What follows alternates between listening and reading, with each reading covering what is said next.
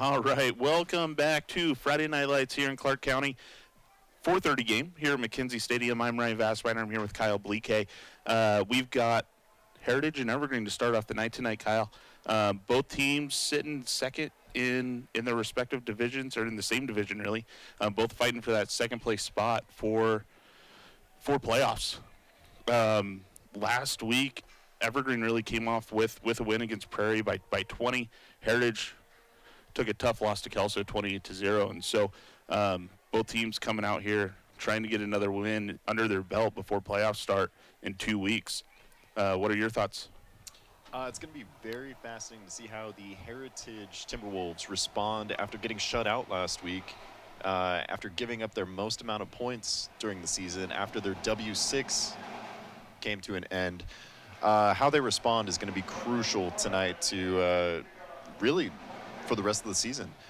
On the Evergreen side, they've had some close victories. Getting another one here over a stout Heritage defense is going to go a long, long way. So we are in for a doozy on a wet Friday evening. Yeah, I mean, you said it. Heritage certainly has had their most successful season in years. They're 6-1. They won 6 straight before last week. That's the first time they've done that in school history. Something to say, though, you're right. They don't score a lot of points, and at the same time, they don't give up a lot of points. Heritage has not scored more than 21 points in the last 4 or 5 football games, and that's something that they're going to have to overcome with this Evergreen side. On the Evergreen side of the ball, they've got a myriad of receivers that Jaden Baum tends to go to. They've got Terrence Arion, Elijah English, Darren Schmidt, Hudson Nellis. I mean, they've got an entire crew of personnel to spread that love around. And that's not to just gloss over Jaden Baum either. He is an absolute monster. I know Halloween is next week, but he's dressing up early this week as a monster. He is, as a sophomore, he is so solid back there, just a veteran presence. He certainly is. Evergreen goes ahead and squibs this one off to start the game. That's going to be received by Heritage number 11, Braden Oster. He brings that out right to the 35-yard line, and Heritage is going to start their campaign tonight. Something to keep an eye on that we noticed last week was Owen Daly suffered an injury last week that did keep him out for the remainder of the game. We're going to see if Daly's in or Devon Granville keeps running it. Looks like we are going to have Daly back here at quarterback, number 9 for Heritage. Yeah, last week that was a leg injury, and so good news, he's back. He's starting. So we'll see what he comes out to tonight. His mobility may be just a little limited, though. This one handed off to number 2, KJ Clark, and he's going to go ahead and pick up about 7 yards, and that's going to bring up 2nd and 3. Something to keep in mind as well, this is, obviously quite a bit of rain tonight. The turf out at Evergreen is not going to be sort of the standard grass-like substance that you may be used to. This is a much, it's not nearly as high as standard grass, so it is going to be a little bit more slippery out there. Yeah, it certainly will. Here's Clark with his 2nd carry of the night, and he's going to be enough for a first down. Takes that all the way into Evergreen territory to the 48. Yeah, you make a good point. The weather is going to make a big difference tonight. If either one of these teams can really win the turnover game, make sure that they secure the football, limit bad throws, limit interceptions, limit fumbles, they're going to have a huge advantage.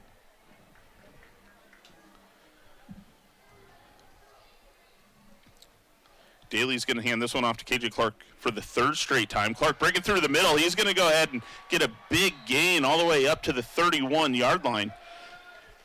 Yeah, why not, too? It worked the first couple of times. 2 rushes, one going for 8, one going for 9 yards. This one's going to go for much, much more. Spotted at the 27 of Evergreen. 3 plays in, Heritage. And KJ Clark just running all over him.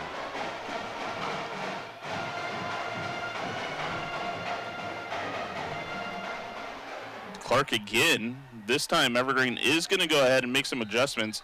He's going to stop Clark for no gain. That's going to bring up 2nd and 10.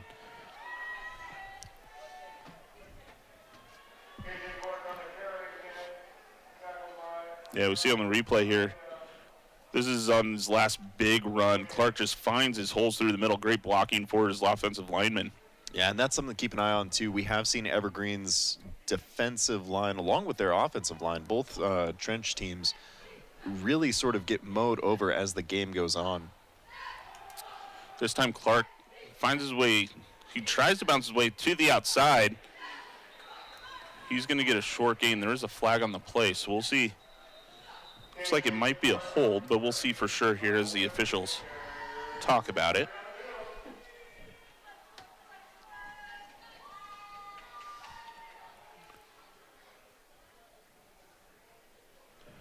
It is a hold, so that's going to go ahead and back Heritage up. We're going to replay second down. Should put them right about the 36 here. And Evergreen rocking the crisp white and purple uniforms. They look good tonight. They do. They do. Those are some good uniforms. Evergreen rocking the classic green and gold. Here's a good replay. See if we can't find where that came just off screen there.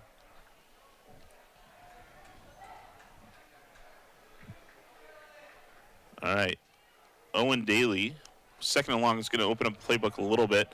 They're going to go back to Clark. Clark's going to go ahead and pick up about 6. Well, looks like they're going to give him about 6. That's going to bring up third down and 14. I said that like a question, but it is indeed 3rd and 14. Long drive. Do you continue to give Clark the ball? This is a clear passing situation.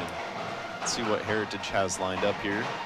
Yeah, I think we're in a situation where Heritage is finally forced to really throw the football. I mean, I think the weather certainly has something to do with that. Sure. And why we've seen 5 straight rushes from Heritage. Yeah, and even with KJ Clark averaging, 8 yards a carry right now, it's not going to be enough. They do give him the rock. He cuts back to the inside, and Evergreen's going to go ahead and get this stop that brings up 4th down. Clark was able to go ahead and get a yard gain on the play. Looks like they're going to give him 2. And this is a lengthy field goal, so we may be in a situation where Heritage is electing to keep Daly on the field. They're going to go for it on 4th down here. 4th and 12 for the Timberwolves.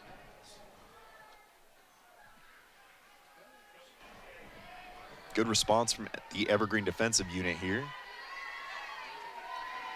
Daly's got 3 receivers up near the top of your screen. That ball gets skipped off the turf. He does look across the middle. He's going to find his receiver, Dakari Bradford. And Bradford's going to be brought down right at the 2-yard line. Looks like actually the 4-yard line is where they marked him down. You see the replay here. Daly does a great job to pick that ball off the turf and find Bradford cutting across the middle wide open. Yeah, 25-yard gain there. That's big for Heritage. And this is a clear situation where you give it right back to KJ Clark. Let him run it in here. Yeah, at this point, absolutely.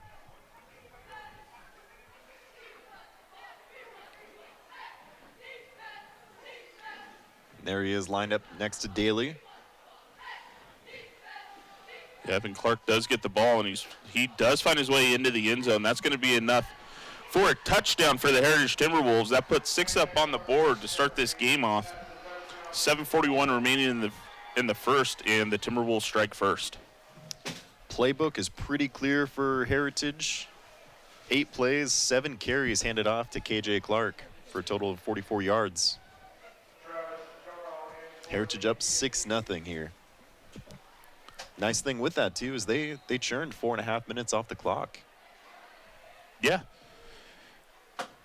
That's Omi Ramirez with the extra point attempt, and that is going to be good. Brings the total to 7. Yeah, it's a very different looking team than what we saw Heritage last week. Last week, it was certainly pass heavy. Here we're going to see that big passing play from Daly to Bradford. We're going to get a good look at the scoring play here as well. Yeah, KJ Clark just keeps his legs moving. able to find his way into the end zone. So just powers through Abdullah Barrett there. It's going to be Evergreen's bread and butter is letting Baum cook, right?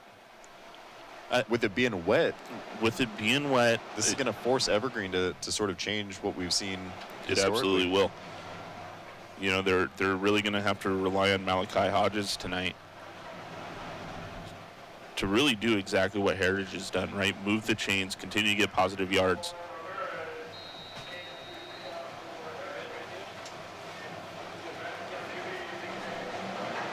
Omar Ramirez is going to kick this one deep.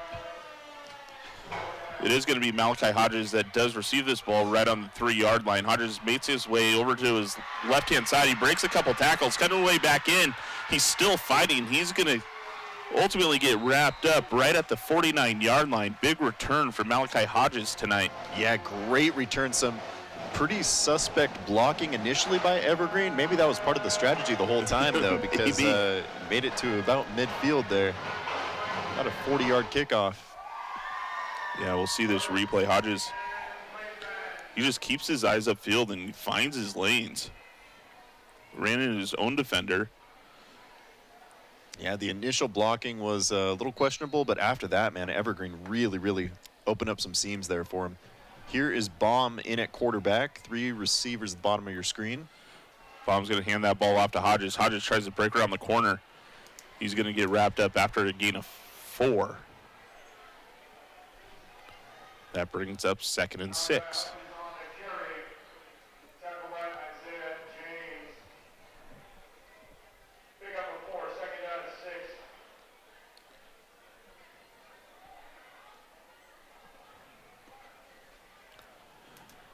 Baum 4 receivers set.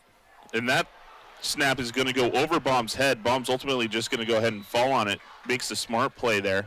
Limit the damage. The ball is ultimately going to be spotted on his own 32-yard line.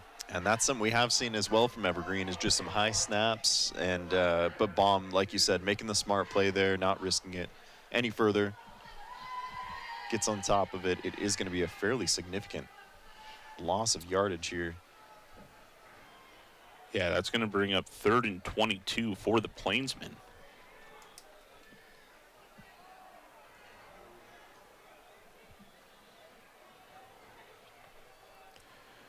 Baum takes this one out of shotgun. He is looking for Hudson Nellis. He makes the completion. Nellis finally going to go ahead and step out of bounds at the 40-yard line.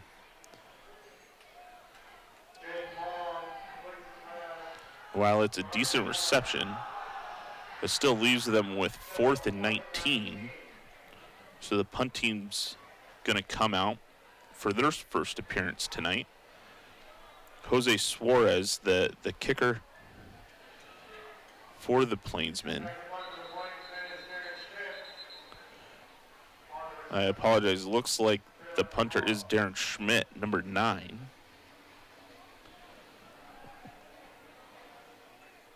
I have an equipment issue there, so Evergreen's going to go ahead and substitute a player out. Nicole Howard checks in on the far side.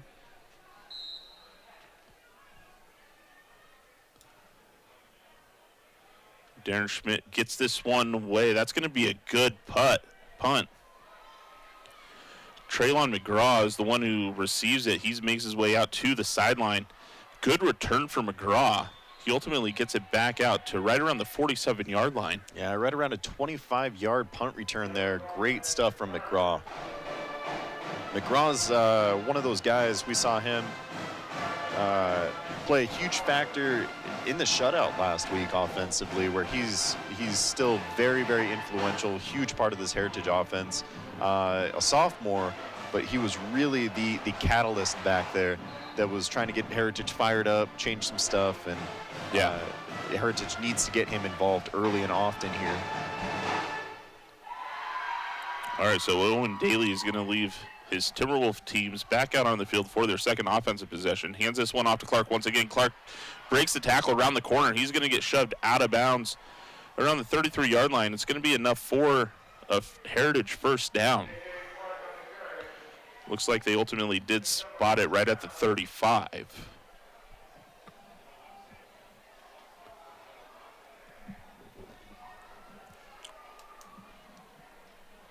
And that's KJ Clark consistently getting 8 yards every carry. He's ran the ball 8 times, already up to 62 yards. We're halfway through the first quarter here. On pace for nearly 500 rushing yards. That would be quite impressive. Clark gets the ball again. Heritage may have lucked out there too. It looked like on the snap, Owen Daly had to go down for it. May have touched his knee, but they're going to give Clark the 4 yards here.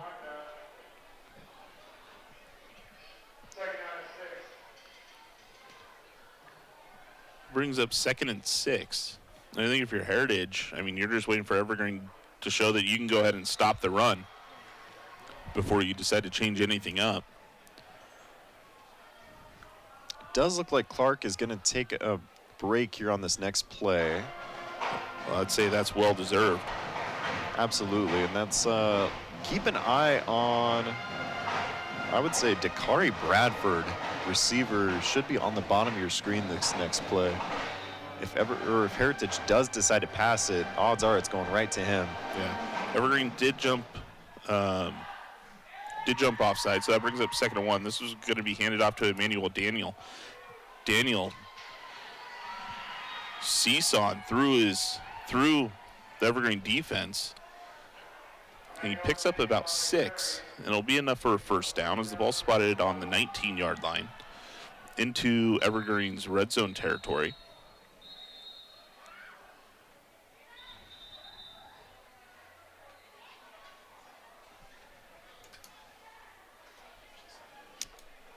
And this is something we really haven't seen a ton from Heritage either, just the 2 horses back there for the running game. We really haven't seen KJ Clark and Emmanuel Daniel find the rhythm and consistency that they're able to find tonight. That's going to be huge if they can keep that going in what is sure to be just a wet ground game tonight. Emmanuel Daniel still in as a running back for the Timberwolves. Daniel tries to make his way around the corner, and he's going to get stopped by the Evergreen defense. He's going to pick up what looks like to be no gain, so it's going to remain 2nd and 10. Jason Scott right there with the tackle. Here's a good replay. Yeah, Daniel doing his best to try to just get around that corner. So he loses his mouth guard there. Yeah, that was the first time we've really been able to see Evergreen's defensive line break through Heritage's unit out there. Daly hands this one off. This time to Traylon McGraw.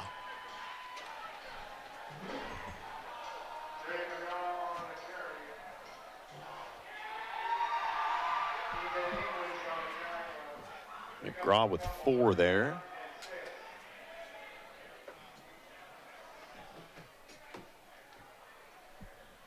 And again, we've got less than 4 minutes left in the first quarter. We've seen 1 passing play total completed for 25 yards here.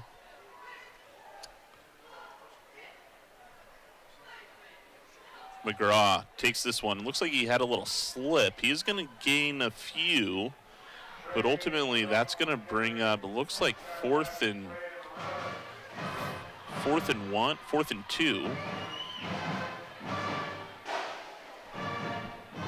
Well, they keep moving it on me. About 4th and 4.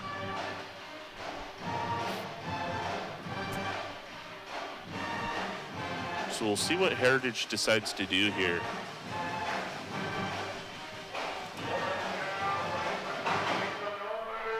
This time we've got a little confusion Devon here. Granville in at quarterback. He's got a 4 receiver set up near the top of your screen. Granville's going to go ahead and keep this one. He dives to get the first down. It looks like they're going to mark him short, and it's going to be a turnover on downs for the Plainsmen. I think there was a little bit of confusion there for the Timberwolves offense. Yeah, and Granville comes up just short by a few inches. Evergreen's going to take over at their own 11.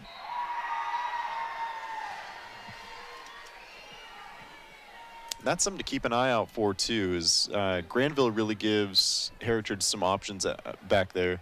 If they're going to keep with the running game, he's going to be a slippery individual back there, hard to take down and nearly impossible to catch. Baum hands this one off to his running back. They're going to go ahead, and Malachi Hodges picks up, looks like 3. And that brings up 2nd and 7.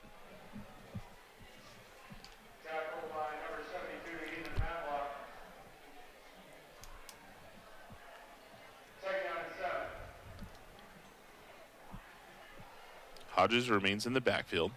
This time Baum drops back. He's looking to air it out. He finds Darren Schmidt right in the flat. Pass is complete. And that moves it from 2nd and 7 to 3rd and 2 for a 5-yard gain.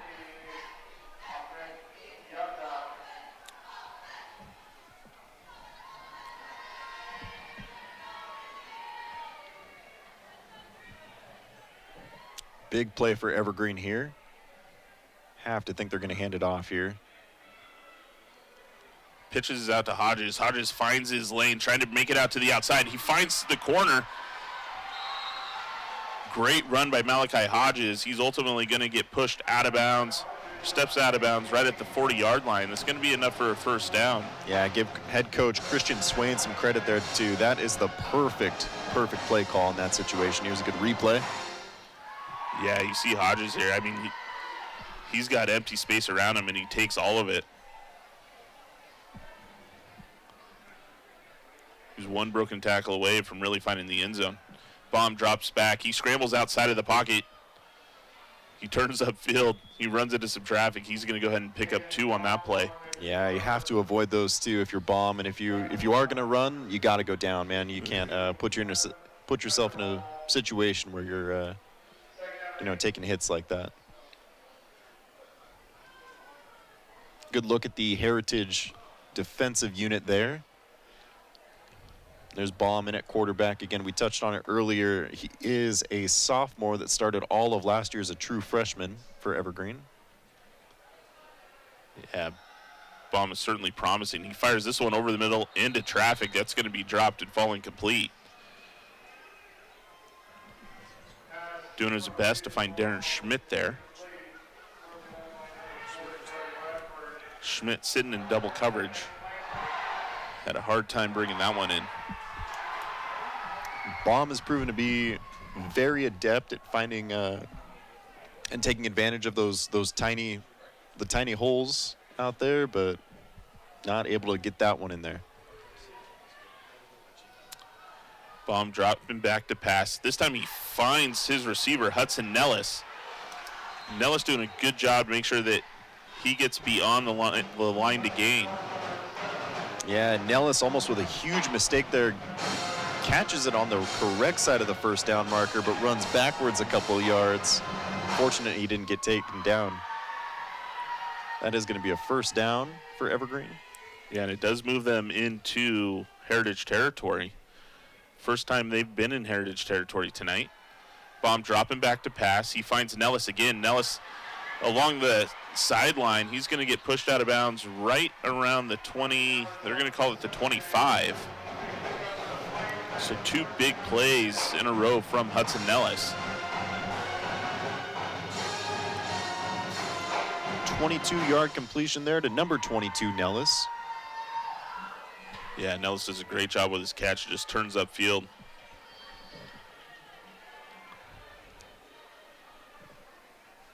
All right, this time it's handed off to Malachi Hodges. Hodges breaks a couple tackles, takes a pretty good hit, moves inside the 20-yard line.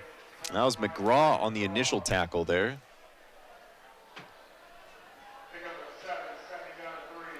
Gain of 7. That brings up 2nd and 3. Got 10 seconds left here in the first quarter. Let's see if Evergreen tries to get a quick play off here. Baum hands this one off to Hodges once again. Hodges finds some traffic in the middle, bumps out to the outside. He makes his way through the defensive secondary into the end zone for a touchdown. That puts 6 points up on the board with an opportunity to tie this ball game up as we end the first quarter. Yeah, big run there from Malachi Hodges. Looks like he broke a couple tackles there. Ultimately goes 17 yards for the score.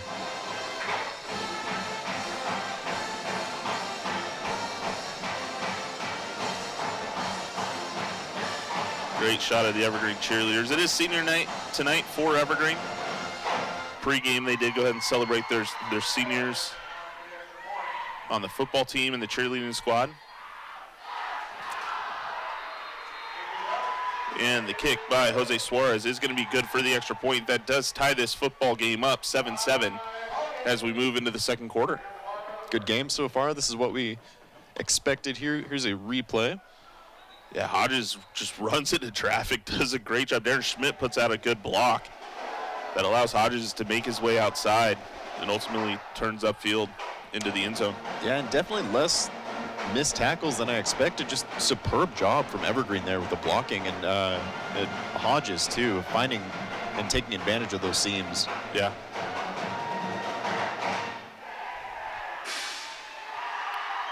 Evergreen staying hyped here. A wet and dreary Friday evening. At least it's not cold.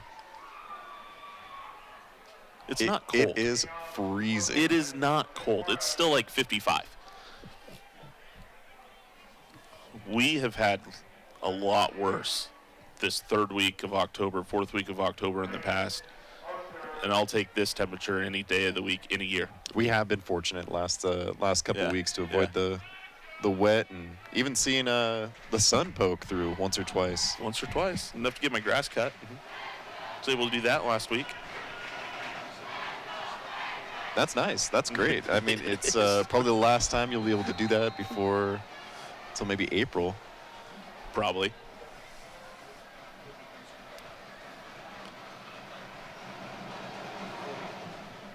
All right, we have swapped sides. Jose Suarez getting ready to go ahead and kick this away for the Plainsmen. Back to receive for the Timberwolves. That looks to be Oster again? That is Oster. Oster makes his way up to the 20-yard line. They're going to give him to the 22. Great hustle there from the Evergreen special teams unit. Pretty good kickoff, too. That's what we can expect from Suarez. We have seen him good for some lengthy field goals, too. Something to keep an eye on if this game remains tight going into the fourth quarter and late. Yeah, I was watching him warm up pregame. I mean, he was putting them through from 35 with ease. So certainly a weapon that Evergreen has in their back pocket if they need it come late in this game. Daly back in at quarterback. KJ Clark right next to him. This one's handed off to Clark. Clark fumbles that football. We'll see who's able to recover that. They haven't made a determination yet. Evergreen's saying they got the ball. It is Evergreen football. What would have been a huge run from KJ Clark turns into disaster as he fumbles that football and Evergreen recovers. And my, how the turntables. This with with Heritage starting off hot. Heritage really kind of dropping the ball figuratively and literally here. Yeah, it looks like that was ultimately stripped out by Rayshawn Chambers. Evergreen's going to take over at the Heritage 38-yard line, looking to take a lead here.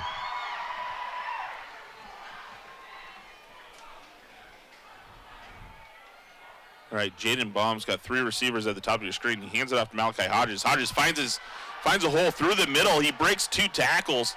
It's a big gain all the way up to the 20-yard line.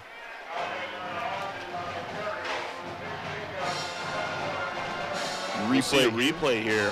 Hodges does a great, Hodges does a great job with this run, but you really have to give credit to the Evergreen offensive line. They put a hole, big enough a Mack truck could fit through it.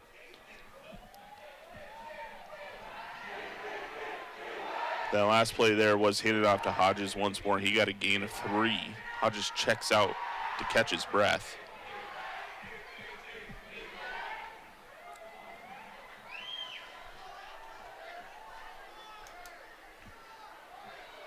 Checking in at fullback for Evergreen is going to be number 20, Cyrus Fawcett-Sadri. This time, Baum finds Adrian Volkov into the end zone for a touchdown.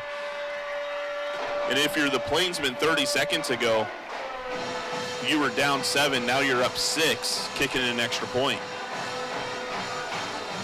Yeah, again, if you're Heritage, you have to be thinking, what just happened? Our offense was humming on our first couple drives. Even that last run was very solid, just ball slips away, but all of a sudden they're down by a score. Yeah, I think if you're Heritage, you got to continue to stick with your game plan. It was working. It wasn't an unfortunate event that you fumbled the football and lost it in your own territory. The extra point from Jose Suarez is going to be good, and that puts the Plainsmen up 7 over the Timberwolves. But if you're Heritage, you got to continue what you're doing. You were seeing success, and like I said, it was an unfortunate event. We're going to see another replay here of Baum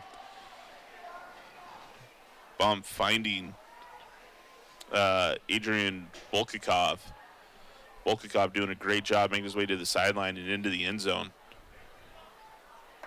The other thing, too, if you're Heritage, this season, you're really known for your defense. And we have not seen that yet. The first drive for Evergreen, they got stopped, snap over the quarterback's head, which really, defined that drive. But if you're Heritage, you really hadn't given up more than 14 points throughout the year up until last week when you gave up 28. Now all of a sudden giving up 14 in the first half, it's a tough look for the Timberwolves. It certainly is, and they're going to have to find an answer on offense like we talked about at the beginning of the game. Heritage hasn't scored more than 21 points in their last 4 or 5, so they got to find some sort of offensive firepower. And I think they found it with KJ Clark and him able to run the ball. I mean, I don't know how many, he probably had close to 80, 90 yards after the first 2 possessions. And they were successful. So, yeah, Clark up to 75 here in the early going. The kickoff is going to be through the end zone, so Heritage is going to start this drive on their own 20. Now, something to say, too, the first 2 possessions that Heritage had, they essentially started with really good field position. The last one, they started a little bit deeper. This time they're starting on their own 20, so they've got 80 yards to go. They could. We've seen them do it before, especially with KJ Clark just churning out, 5 to 8 yard possessions every time he touches the rock. It won't take him too long to do that. If they do give him the ball 10 straight times here, that's going to chew a chunk of time off the clock too. And they do go to Clark, and he's going to go ahead and pick up 6. Andrew Wadby for Evergreen looked to be the first one, along with Daniel Castro, taking him down.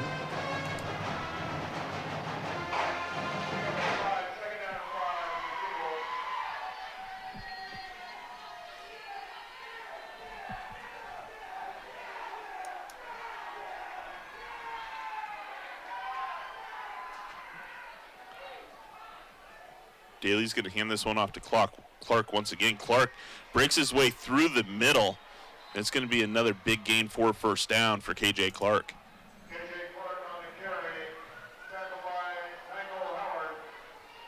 Up to the 36, another 11-yard gain there. KJ Clark quickly approaching the century mark here. 10 minutes to go in the first half.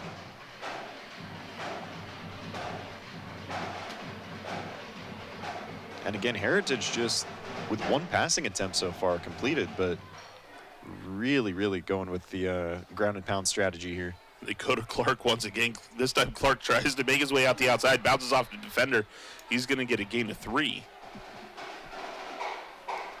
I know you were joking late in that first quarter, Kyle, that KJ Clark was on pace to get 500 yards, but the way things are going, he could certainly hit 200 yards tonight. Absolutely. No problem. Absolutely. He's on pace for it right now. He's still on pace for nearly 300. It's just a matter of if Heritage can get the lead and hold the lead if they're in a situation where they need to pass to take the lead once again. That's going to limit his opportunities.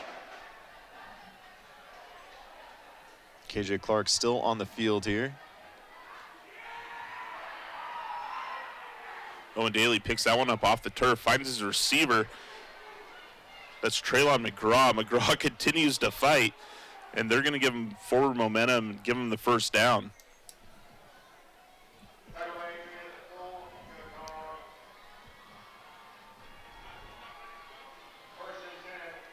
There's a replay.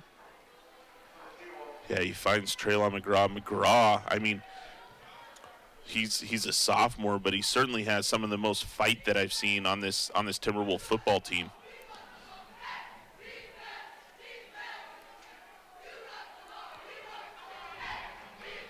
Daly with Clark in the backfield once again, and it is handed off to Clark. Clark finds his way through the middle once again, and he's going to pick up another 4.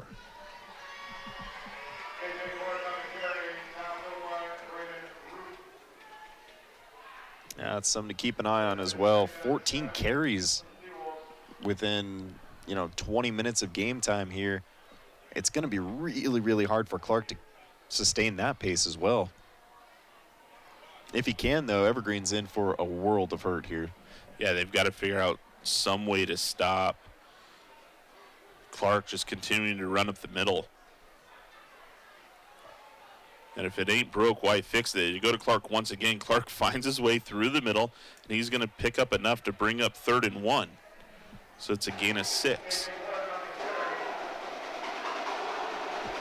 What this is ultimately going to do, too, is set up Heritage for some play action possibilities where you fake it. You fake it to sure. Clark, and Clark Evergreen did check out. He is getting a little breather, so in checks Isaiah James in the backfield. And Heritage able to go ahead and get Evergreen to jump offside. And that's going to be enough to go ahead and get Heritage a new set of downs. Going to bring him out to the 39-yard line here. Let's see what Heritage decides to do. Isaiah James staying on the field. They're going to continue to give KJ Clark some time.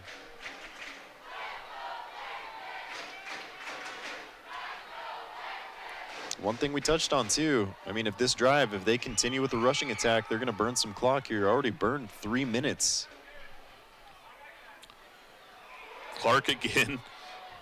He's able to fight off 3 different tackles, and he does drop that football, but they're going to go ahead and they're going to call him down on contact. He's still going to go ahead and get a gain of 6 out of that.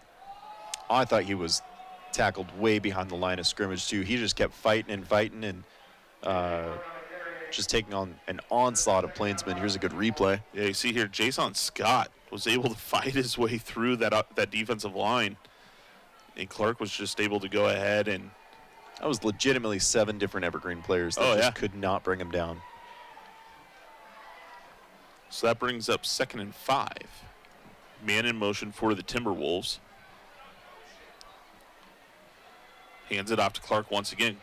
And Clark is finally, technically it is, he does get stopped in the backfield. Looks like it's going to be a loss of about a yard. Great work there from Jason Scott, and that's exactly what Evergreen needed too.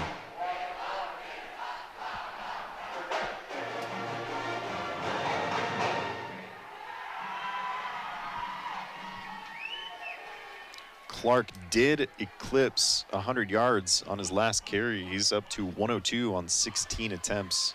This time empty backfield for Owen Daly. Owen Daly finds Jacob Karpiuk as his receiver. And it's going to be about a gain of 7.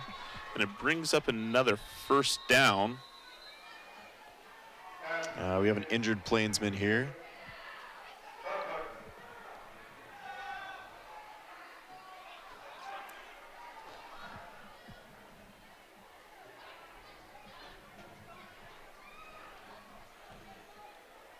Karpiuk with that completion. That's only the 2nd passing attempt for the Timberwolves, or 3rd passing attempt for the Timberwolves tonight.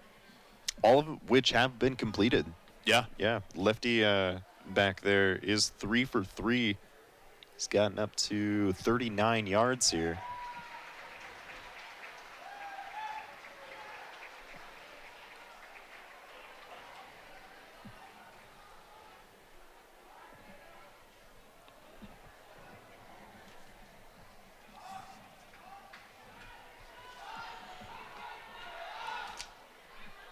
Good to see the young man for Evergreen able to go ahead and get up and walk off on his own power. Hopefully he's all right and able to return.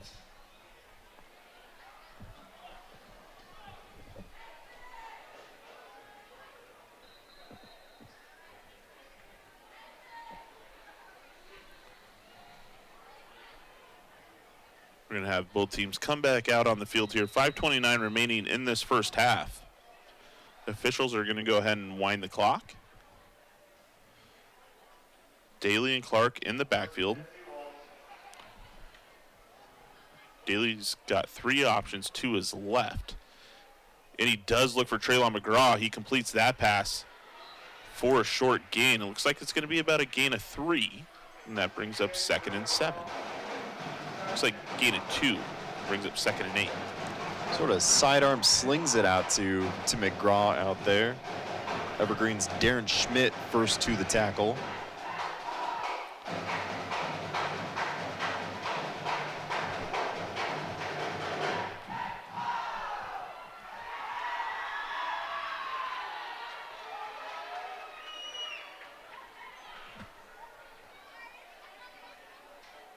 Daly up to 4 for 4 now. 4.5 minutes left to go in the second quarter. Hands it off to Clark. Clark finds a hole. Unable to break through, though, and that's going to be a whole lot of horizontal movement for no gain. It's going to bring up 3rd and 8. Tough to tell. Almost looked like Clark could have gotten a few more there, but ran into one of his own blockers. Long 3rd down for Heritage here, and Clark comes off the field. Yeah, Emmanuel Daniel checks in. Owen Daly still the quarterback for the Timberwolves here on 3rd and 8, excuse me. Biggest play of the game for both teams here. Heritage needs Hands a ball conversion. off to Daniel. Daniel finds his way through his offensive line. It's going to be a big gain, and it's going to be enough to go ahead and get the Timberwolves a new set of downs and into the red zone. See Emmanuel Daniel just finding his hole. No one around to touch him. Daniel Castro able to bring him down eventually, but too little too late. Heritage now on the 12-yard line. 13-yard run there for number 3, Emmanuel Daniel. Daniel gets the handoff again. He fights his way through the middle. It's going to be enough to pick up, looks to be 4, maybe 5. Was it pick up 4? That brings up 2nd and 6.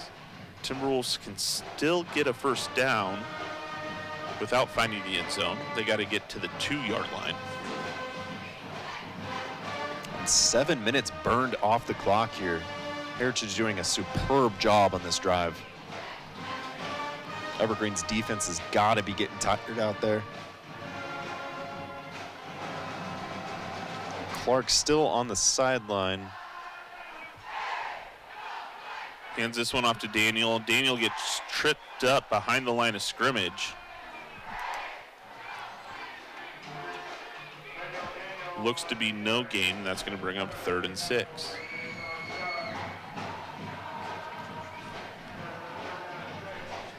.140 yards rushing as a team for Heritage so far in the first half. Just 1 touchdown to show for it, though. But time of possession certainly in their favor here. Yeah. Well, and if you're Evergreen, it's tough because you can't just throw a bunch of guys in the box because you've also been hurt by the passing game from Heritage too. Not as often, but those plays have been big, and so you can't just throw everybody inside the box. This one handed off to Daniel. Daniel being patient, trying to find and stay behind his blockers. He is going to get a gain of about 4. And that brings up 4th and 2, and we'll see what Heritage decides to do here. Last time they were in a 4th and short situation, They brought in Devon Granville. Big play here. Heritage is going to. This is going to be an Evergreen timeout. Both teams going to go back here and talk about it. Looks like Granville did come out on the field for Heritage, so we'll see if that strategy continues as we come out of the timeout. And Heritage took over with 10 minutes on the clock at the beginning of this drive. We're down to 120 here. Yeah, I mean, running the football will do that. I mean, they've been able to do it successfully and continue to just move the chains. And sure, they've certainly had some big plays, but for the most part, it's been 4, 5, 6 yards at a time. Sure.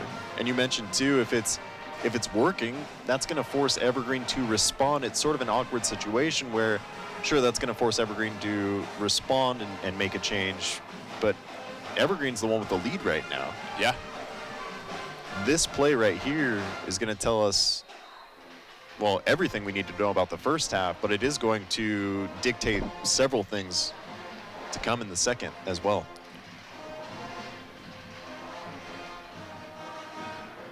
It does look like. So it's going to be Owen Daly in for quarterback for the Timberwolves on this looks like it's 4th and 3, actually. They do have Emmanuel Daniel in the backfield. Looks like we were going to get a Heritage timeout now. Just wanted to see what Evergreen had up their sleeve. Some a little bit of gamesmanship. I like it. Feeling each other out.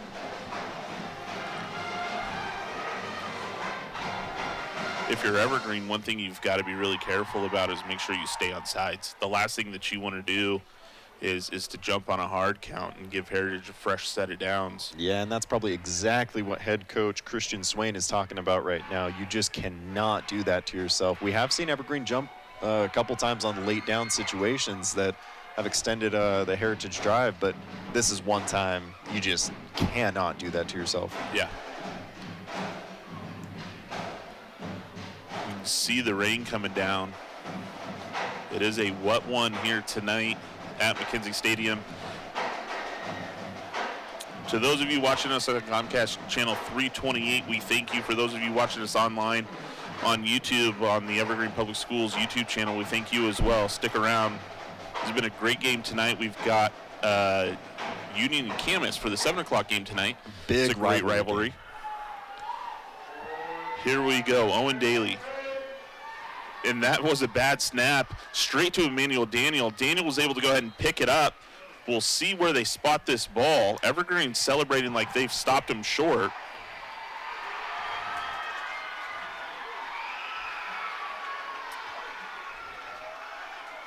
Referees are getting together. Heritage wants a measurement. They still haven't spotted the football. Looks like the referees are getting together to discuss what's happening. This is an official timeout now. So at this point, they've spotted it. We'll see if they feel the need to go ahead and bring the chains out. They don't. It is going to be a turnover on downs. Evergreen's Heritage not able to convert the 4th and short. Evergreen takes this football over deep into their own territory. Yeah, and this is the Heritage coach coming out way onto the field here. Does not agree with the call. Can't imagine he's saying, "Good job, ref."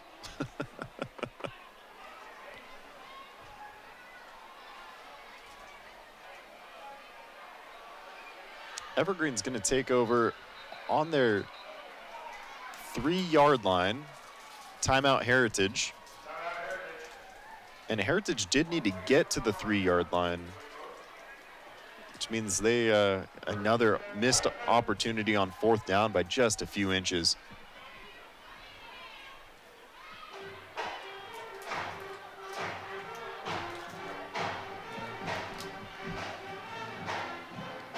Yeah, I think this is one of those timeouts coaches take. They really don't need to talk to their team, but they want a moment with the officials. Head coach Kevin Peterson disagreeing with the spot of the ball. Good look at the Evergreen cheerleaders there, still trying to keep the crowd in it.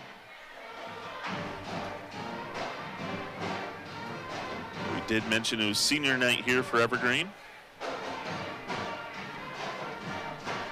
October is also Breast Cancer Awareness Month, hence the pink pom-poms. See a couple players out there for Evergreen with the pink tape on their shoes. Here we go, 1st and 10. Baum going to go ahead and start in his own end zone. And this ball is handed off to Malachi Hodges. Hodges breaks the corner, gets a good gain out of it. They're going to spot this ball right at the 10-yard line, gives Evergreen a little bit of breathing room. Under a minute now, Malachi Hodges, that puts him 85 yards for the game so far. This is going to be injury timeout. That is number 22 for Heritage. Isaiah James limping off the field. Hope he gets tended to and we are able to see him later in the game.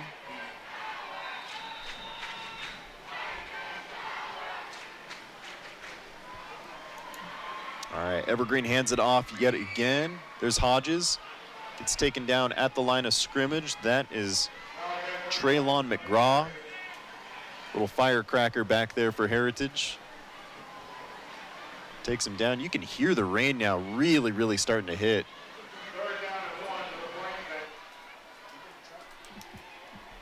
Gain of 1 for Hodges.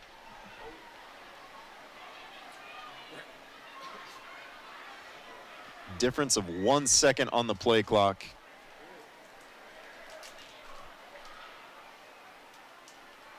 Good fake there. Baum elects to hold it. And there's McGraw again with the tackle. You can see just how much he energizes Heritage here. Looks like we're going to get a timeout with 2 seconds left. Timeout Heritage. Wants one more opportunity.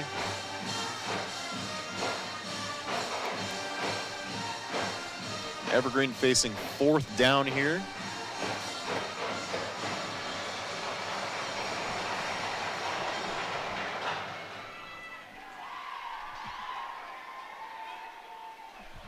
And Evergreen with the 14-7 lead here just before halftime. If you're just now joining us, Evergreen with nearly a goal line stand, negating the Heritage tying score.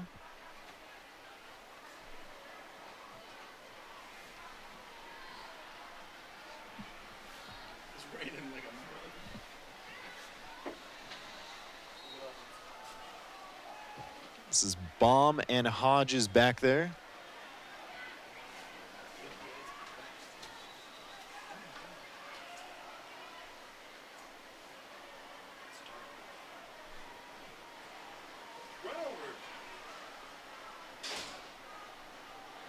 And it is just absolutely pouring here. Going to be a fun second half along with an entertaining second game.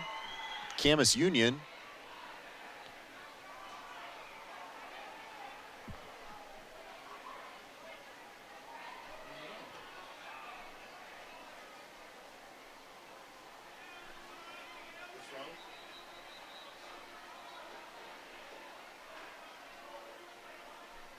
A little bit of confusion all around here.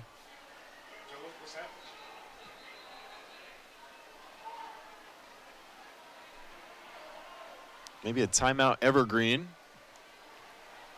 Wanting to play in the rain a little bit longer before they head to the locker room.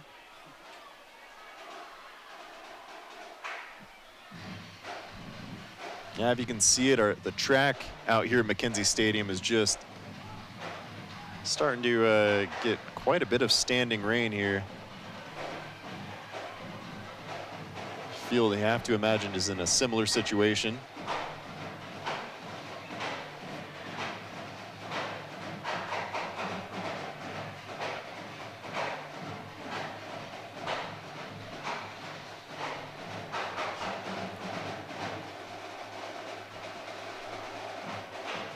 And there's head coach Christian Swain, the Plainsmen.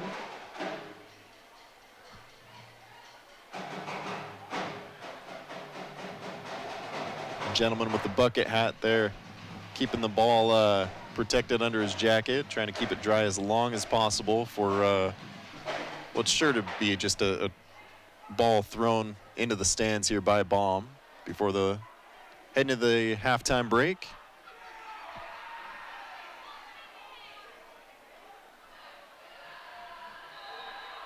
And we are back to action here. 4 seconds left. And there it is. Baum just elects to toss it way downfield. It's going to fall incomplete. Referees say there is a flag on the play. We are not done here.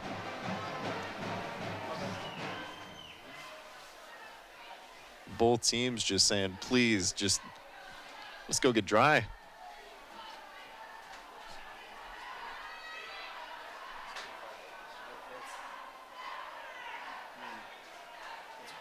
Personal foul against Heritage.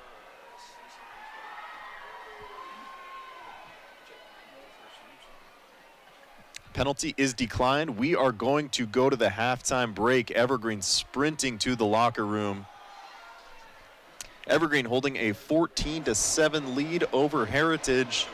We're going to toss it to the halftime booth for some stats and football talk. Hello, everybody. Matt Griffin here alongside Ryan Bassbinder for our EPS Sports halftime show. Ryan, still anybody's game. Heritage came out quick. Yeah, they did. They started this game out real quick. Evergreen has had a great answer to it. I mean, we've obviously seen the ball stay on the ground. I think there's been a total of 5 passes total tonight, which is understandable with this weather. Yeah, I mean, you can maybe even hear a little bit, if I'm quiet, the rain on the roof of McKenzie Stadium, the metal roof. They just going to have to keep it on the ground all night. It's just kind of risky getting it up there in the air, being how wet the ball is. Yeah, you're absolutely right. I mean, we came here to watch Evergreen and Heritage tonight. We could also call it Malachi Hodges versus KJ Clark tonight, both of the running backs for both teams. I mean, KJ Clark has had a very impressive first half, over 100 yards rushing so far. Malachi Hodges is pretty close to that century mark as well. But yeah, I mean, it's anybody's game still. Heritage has certainly proven that they can move the ball. They found themselves unable to convert 2 4th and short situations, which has hurt them. They've also fumbled the football, right? And so they've definitely had their opportunities. Evergreen's done a great job to take care of their opportunities offensively as well. Well, and I think that last, stand from Heritage, is that right? Heritage, turnover on downs when you're on the goal line is going to hurt the momentum. We talked about the combination of Baum and Hodges. You know, as soon as Heritage came out really strong, that seemed to be the connection there that kind of broke up that momentum. Yeah, it really was. I think if Evergreen can come into the second half and continue to run the football and control the clock.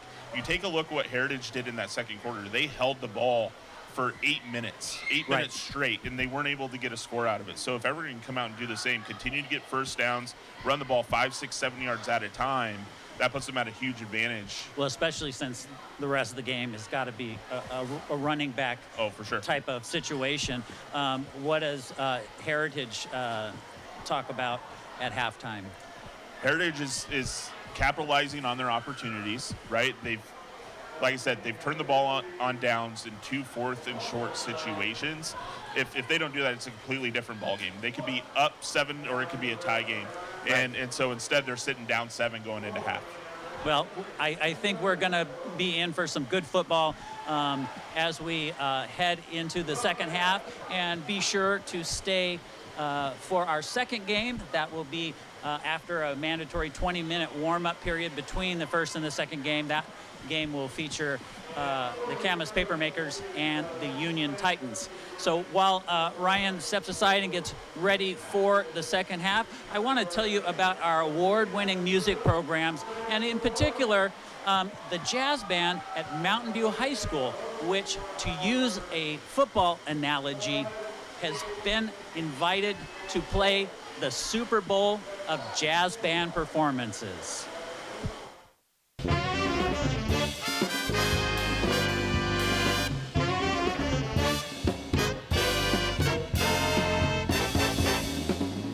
After recording 3 performances in February as part of their audition, it was during a rehearsal in April when band director Sam Ormson received the news that Mountain View High School's Jazz Band 1 had been invited to perform at the Midwest Clinic. And I had my phone out because it was playing music, and I opened up the email, and then I saw like the subject line, and it said Midwest Clinic, and I was like, and I had this little moment of don't click on it, because what if it's a no? And so but I did, and I read it to them, and they were all, I don't know if they believed me, but I was like, oh, what? We made it? And so everybody was super excited because they had done all this work to prepare, and they had worked so hard to create the audition recording, and they're a hard-working group of kids. And he was just kind of checking his phone.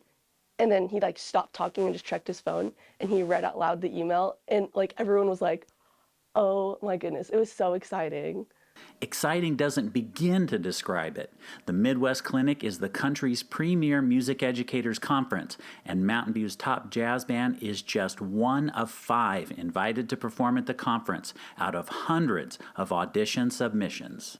Well, so this trip really symbolizes to the jazz program how important it is to have jazz programs in school, because look where it can take you, right? We can go and teach other people how to use their jazz programs in their school. I wouldn't be who I am today without this jazz program, And the Mountain View Jazz program is a team effort, with director Mark Clausen leading Jazz Band 2 and preparing students for Jazz Band 1. Personally, I'm really happy just to know that I want to put more into this program, because I know that when they leave me, that they're going to another really great place that they can grow even more from. And it makes me very, very grateful for my students and for Mountain View and Evergreen that the infrastructure and that what we do is possible. I know it's not just me doing this, it's the students and the families and the other teachers in the district who started these students on their instruments. So it's a very holistic. There are many, many pieces, and we might be the leaves of the tree, but I totally understand the roots and all of those other pieces that went into it. So there's a lot of gratitude for everything we get to do. Evergreen Public Schools activities levies help fund music programs in our schools, but this trip is beyond what levy funds can pay for. The total cost of the trip to get 20 students, 3 staff members, and 2 parent chaperones to Chicago is about $37,000 for airfare, ground transportation, hotels, and food. The band does have local and national business sponsors, but is looking for more donations to blunt the impact on families. So it is still a financial burden on those individual students, and they're fundraising as well at the individual level, and they're working hard to do all of that. But it is such an honor that I want it to be possible for all these students. Trumpet player Claire Hagley says this isn't your run-of-the-mill field trip. They're going to showcase Evergreen Public Schools' outstanding music programs to the world. It's a lot of things. First of all, Midwest is one of the biggest band clinics in the nation, and there's every state represented. Not only that, but there's international representation. So I think us being one of 4 or 5 jazz bands to be able to perform and showcase music for educators just shows how much our program contributes, and not only in the state but the nation. If you'd like to help make this once-in-a-lifetime performance possible, you can make a tax-deductible donation at mvim.org/Midwest Clinic and click on the Donate Today button. You can also reach the website with the QR code on your screen. Mountain View High School Jazz Band 1 will be performing on December 18th. As soon as we get some video or photos back from their performance, we'll bring them to you. Right now, we're just waiting for more of our first football game of the night, the Evergreen Plainsmen up 14-7 over the Heritage Timberwolves. We'll have more second half action in just a couple of minutes. Calling all student athletes in Evergreen and Battleground Public Schools. The Mark Rigo Athletic Scholarship Fund is accepting applications. Mark Rigo was a beloved football and track coach who passed away in 2018, but left behind a legacy. The thousands of student athletes he pushed to become the best versions of themselves and pursue their dreams. His whole thing was the power of one. If he could just do one thing each day for one person, he's made an impact. If you are heading to college or a post-secondary trade school and have taken part in sports in Evergreen or Battleground Public Schools, Rigo's legacy can also help offset some of your college costs. To fill out an application and learn more, head over to rigoscholarship.com. Let's keep Coach Rigo's legacy going by helping new generations of students pursue their dreams. Hate is loud. It gets clicks. It gets attention. Hate, however, is actually quite small. But love is the majority. Love fills our hearts, our lives, our every day.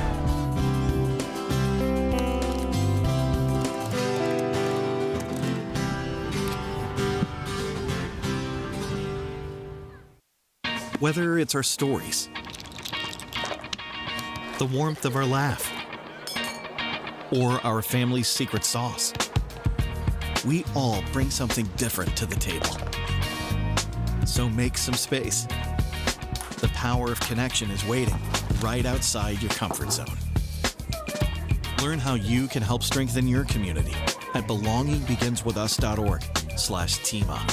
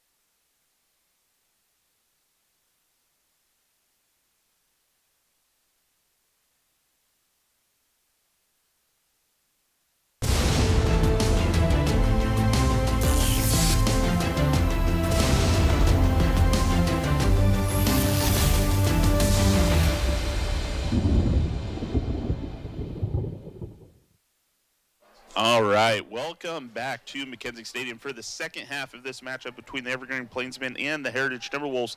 Evergreen leading this contest at the break 14-7. Kyle, it's been a strictly running game.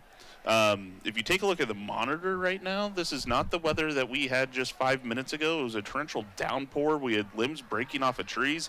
Now the sun shines out and there's a rainbow in the sky. So who knows what that means for the second half. This is classic Vancouver, Washington. It is classic. Kyle, let's go. I talked a little bit about it with Matt during the little halftime show we had, but let's talk through some numbers on both sides of the ball. I know KJ Clark for Heritage has over 100 yards rushing. I know Malachi Hodges for Evergreen is probably fairly close to that as well.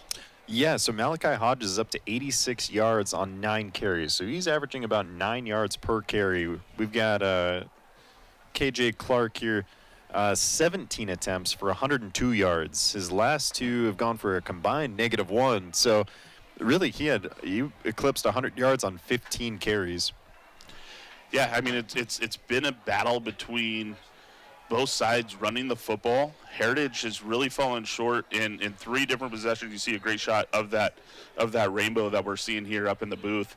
We're going to start this half off with Heritage kicking off to Evergreen to start this half. But Heritage having 2 possessions that were turned over on downs that were really a 4th and short situation. And they also have one turnover due to a lost fumble that really hurt them. Sure. Yeah, and Heritage, too, just to put those KJ Clark numbers in a little perspective. KJ Clark, again, 17 attempts of Heritage. They ran a total of 32 plays, so handing KJ Clark over to 50% of their opportunities here. And really, they've only passed the ball 4 times. Yeah. All completions, but still, they are just run and gun here. Yeah, with the way that the rain was coming down in that first half, and it's still coming down a little bit, but we may see a little bit different play call if they can keep this football dry from both sides. Yeah, it looks like the rain is completely stopped, which 10 minutes ago, if you told me that would happen, not a chance. All right, this kickoff is going to be kicked into the end zone, so everyone's going to go ahead and start their drive on their own 20 to start this second half. Yeah, we saw, again, we're talking about it a lot here, but we did see a wet and wild first half here. But really it hasn't affected the passing game aside from just limited it. So Heritage, Owen Daly, 4 for 4 on the Evergreen side. Jaden Baum is 5 for 6 with just a single incompletion and a score. So really both teams 9 of 10 completing 90% of their passes here. Yeah. Yeah, no, those are great stats and great stats to know as we come into the second half, this opening drive of the second half. The Baum's going to go ahead and drop back and look to pass. He scrambles out to his right. He makes his way around the corner, and he's going to get a big gain here. It's going to be enough for a first down as he runs out of bounds right at the 35-yard line. There is I did see a flag on the play. It's being placed right at the 25, so this one may be coming back. You have to think that's going to be a holding against Darren Schmidt here. Looked pretty evident during the play. Wait, we've got an open mic with one of the camera operators.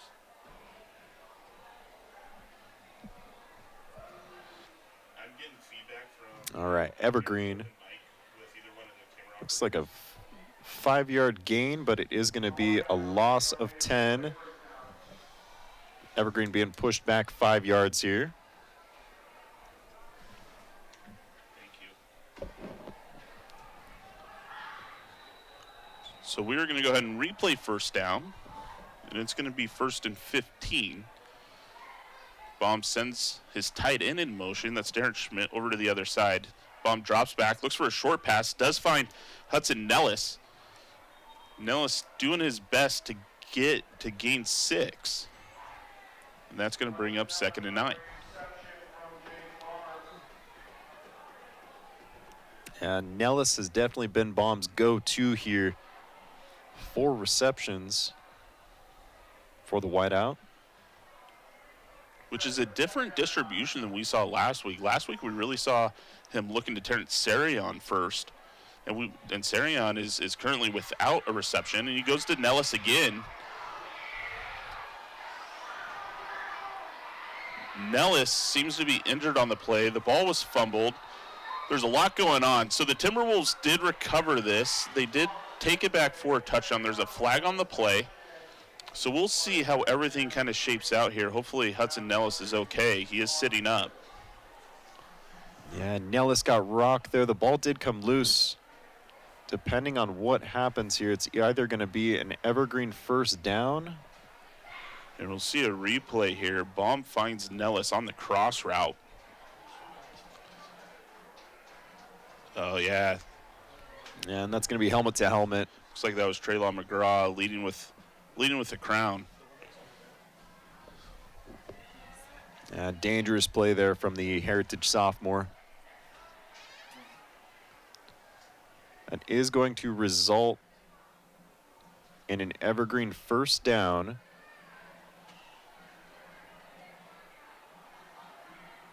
Nellis is staying off the field here. Yeah, I think he's going to need to be looked at just for a bit. Hopefully he's all right. It will be a penalty of the 15-yard variety from the spot. So this ball is going to be spotted on the on Evergreen's 47-yard line. It's going to result in a first down, like Kyle said previously. So it results in a big offensive play for the Plainsmen.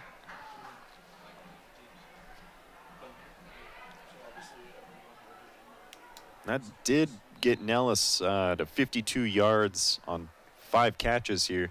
5 of the 7 passes completed going to Nellis. This time Baum does connect with Sarion, but it's going to be for a loss of 1.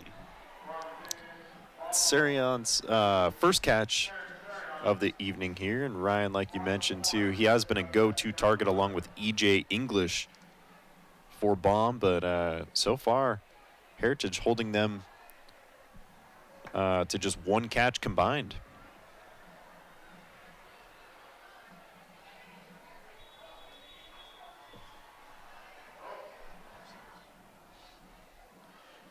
It looks like we've got a false start on the Plainsmen, so that's going to go ahead and back them up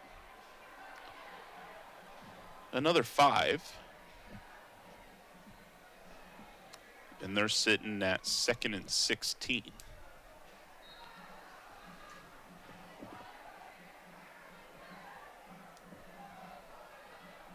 Yeah, Nellis continues to get looked at here on the sideline.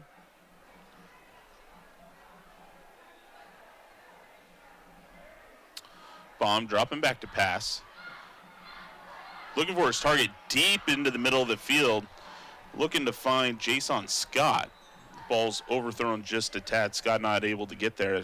It's going to be incomplete. Brings up 3rd and long. Baum does throw one of the prettiest deep balls you'll find in high school football here in Vancouver.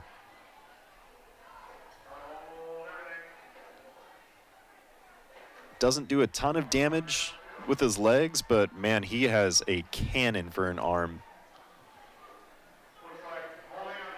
So it does look like there was a flag on that play, holding on the defense. So it looks like that they're going to replay 2nd down as Evergreen picks up 10 off the penalty. So that's going to make it 2nd and 6.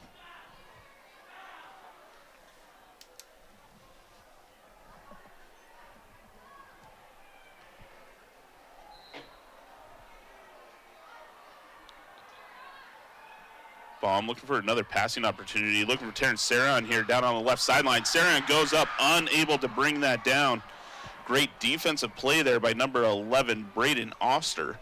Again, though, another great attempt from Baum. Sarion able to get up for it, but just unable to haul it in. Yeah, Baum's looking Sarion all the way here. Sarion done a great job to create some separation, just unable to bring it in. And that's, like Ryan mentioned too, good coverage there from Oster. 3rd down still. Baum looking to pass once more. Scrambles out, and he's going to get wrapped up behind the line of scrimmage. That's going to bring up 4th down. And Evergreen's going to be sitting 4th and 8. Baum losing his hat on the play. He's going to have to come out for one. So we'll see what Evergreen decides to do here on 4th and long.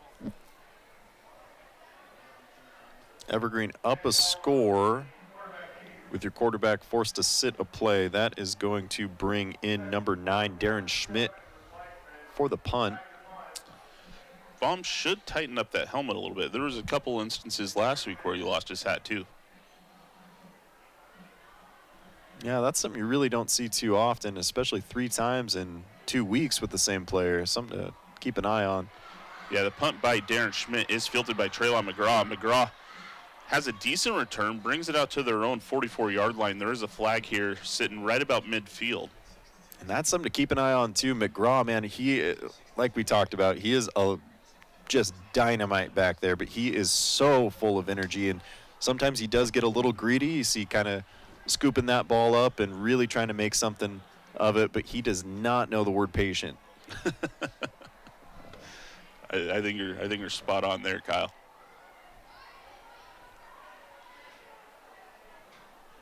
So this is going to be a hold against Heritage. So it will be first down and will be Heritage's ball.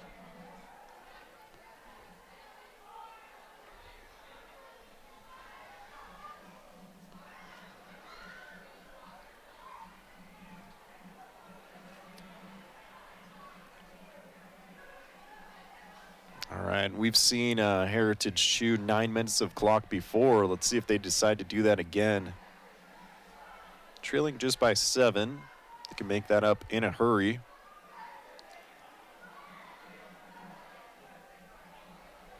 KJ Clark on the field. Keep an eye on what he does.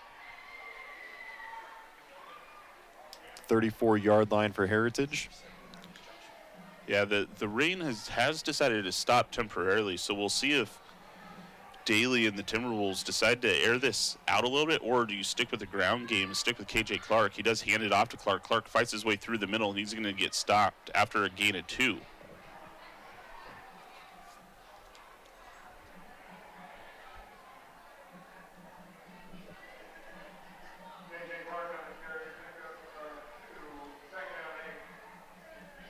Yeah, and Evergreen's defense has really got to start getting tired here. I know it's early. This is their first play in the second half, but, man, they spent a lot of time on the field in the first half.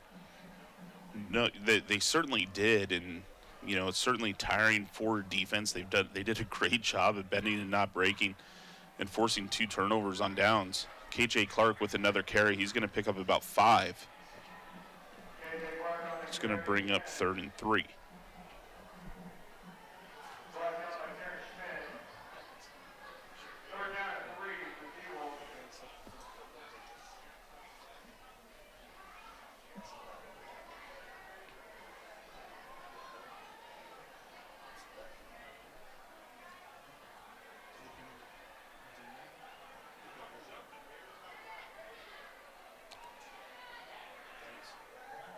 Daly reading the offense. He drops back. He is going to go ahead and air this one out.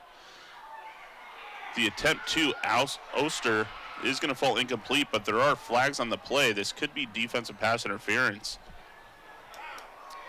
Tough break there from Evergreen if that is the case.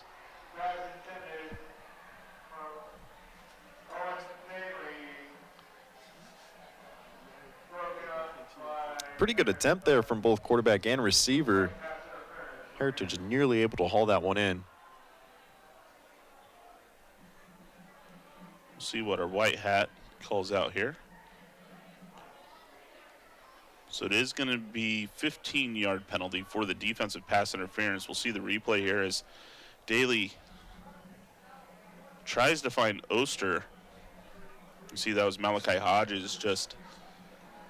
Yeah, didn't turn around, didn't check where the ball was. Yeah. May have gotten a little too physical for the referee's liking, but that is going to be 15 yards going the way of Heritage. Now on the 44.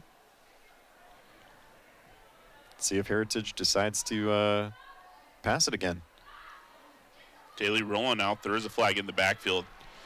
This one to Damian Perez. I'm sorry, not Damian Perez. It is to Dakari Bradford. But it looks like this one may be coming back.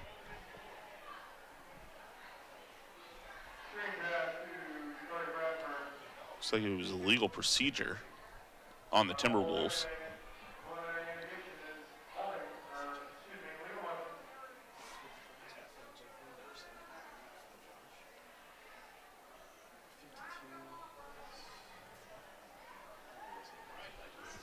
So that's going to back the Timberwolves up. It's going to remain first down.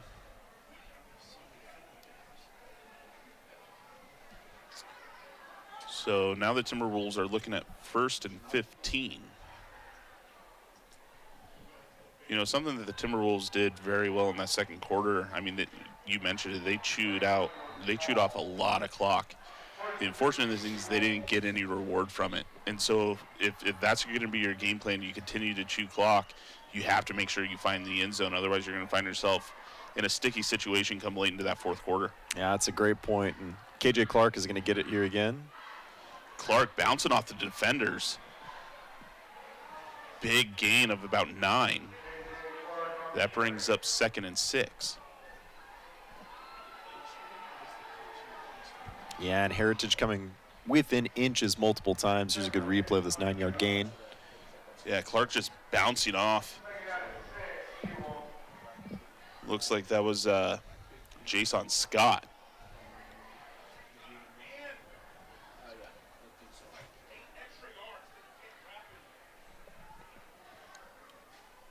Daly with Clark in the backfield. Clark unable to bring that one in. They're going to call it incomplete. Dangerous drop ball there for the Timberwolves. That is, and we see it time and time again, weekly almost, where you have to play to the whistle. Something that close, man, you gotta get that ball just in case the referee decides to call that a backwards pass. But fortunately for Heritage, that does fall incomplete. That will be the first incompletion of the day, but man, was that close. Big 3rd down here, 6 to go. Clark checks out. Emmanuel Daniel has checked in at the running back position. That ball is fumbled, picked up off the bounce by Daniel.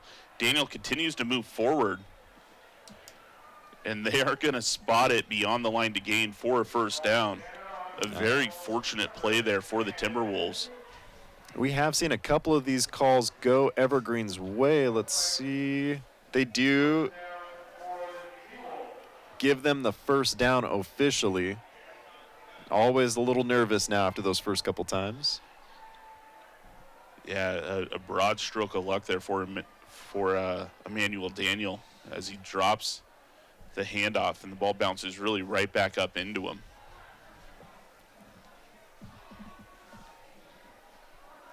Emmanuel Daniel with a quiet 8 carries, but 35 yards, pretty effective. Looks like we've got a false start here on the Timberwolves. This second half, Heritage has been plagued by penalties. Yeah, and 3 consecutive really awkward plays here for Heritage with the drop near backwards pass that's rolled incomplete. That fumble right there with the false start following.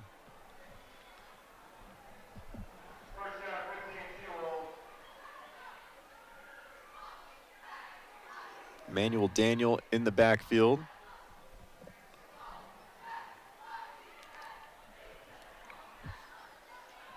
Daniel with the carry straight up the middle. He's able to get into the secondary, and that's going to be a gain of 7. Or a gain of more than that. It's going to bring up second and 4.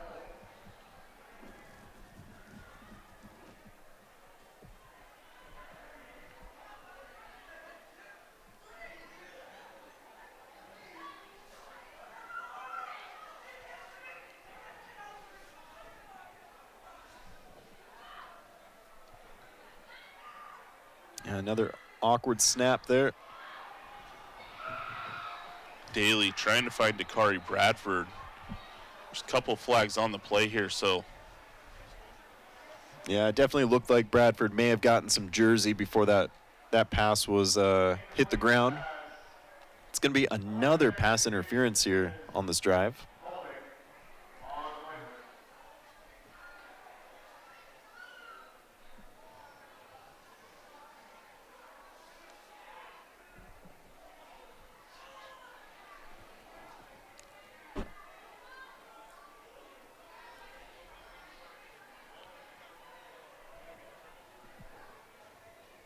So it is a defensive pass interference penalty. That's going to move the ball to the 14-yard line and into the red zone for the Timberwolves. It's going to bring up first down. The difference between the first half and the second half here is just 30 yards on this play on this drive alone, given a Heritage on penalties for Evergreen. Really didn't see a lot of that. Looking to throw this one, finds his target over the middle. This ball may be intercepted. They're going to say it hit the ground. It is going to fall incomplete. E.J. English really thinking that he came up with that one.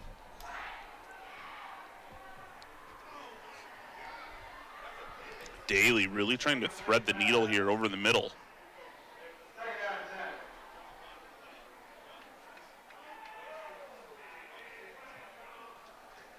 Tough to see from that angle. May have hit the ground, but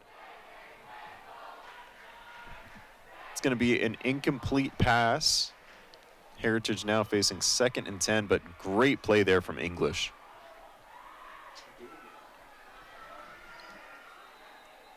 And Heritage is going to be forced. I thought they were going to need to call a timeout, but there is a flag that is thrown. So it is going to be against Heritage. That's going to go ahead and back them up. We're going to stick with 2nd down. Heritage backing up to the 19-yard line here.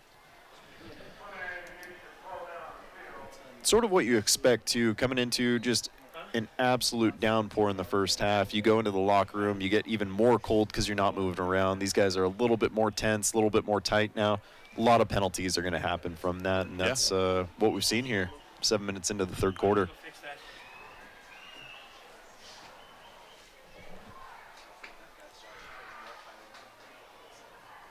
Heritage looking to tie the game. Daly finds his pass, finds KJ Clark with a little screen pass. It's going to be a gain, looks like of about 6. And that's going to bring up 3rd and 8. 3rd and 9.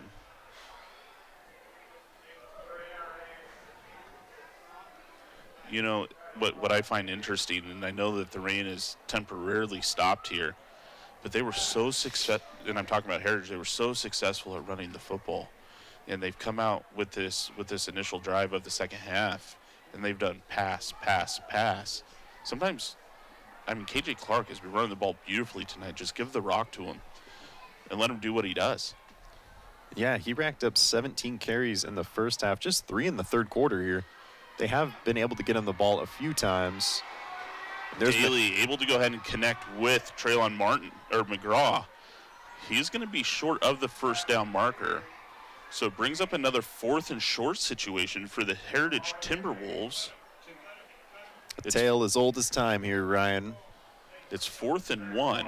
They did fail on 2 other 4th and short opportunities in the first half. We'll see what offensive package the Timberwolves decide to go with out of this timeout. Great catch there again from McGraw, who's just always looking to make a play and dives for that one, hauls it in. Now up to 3 receptions for 16 yards.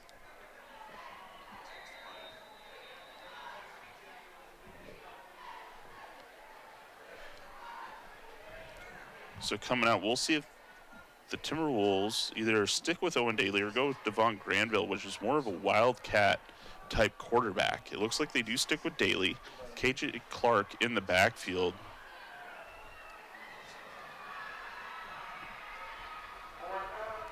And it is handed off to Clark. Clark dives over the middle. There is a flag on the field. another close one here for Heritage. Let's see. They are going to give him the first down. Well, that might not be a flag on the field. That may be, I don't know what that is down there, right around the 3-yard line on the near side. It's not in the screenshot here. I think I've mistaken it for a flag twice already tonight. Maybe it's a big leaf.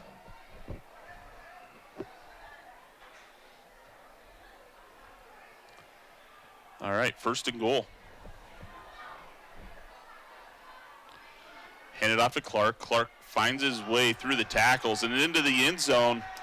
And officials do signal touchdown, so that's going to be 6 points for the Timberwolves. And that brings them within a point of tying this football game up with 2:38 left in the 3rd quarter. Yeah, great run there from Clark. That's going to be a 4-yard score. Going to get Heritage within 1. Up to 123 yards now.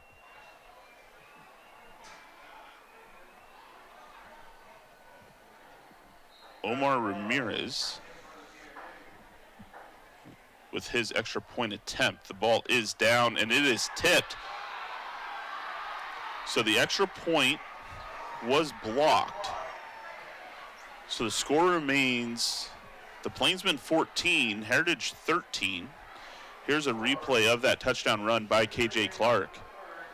Yeah, great blocking yet again from Heritage. Really needed to get some points on the board after chewing another 7 minutes off the clock. They do get that, but the kick falls short. Yeah, and that could be the difference maker tonight from what we've seen. We've seen Heritage win by 1 on a kicking error before. We have. Would it be a shock to see it again?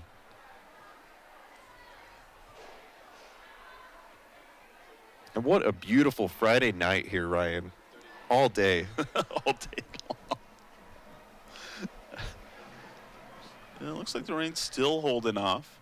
Yeah, we are very fortunate to be in the booth up here. We had definitely a couple inches of standing water on the track around the field, but things really starting to dry up here.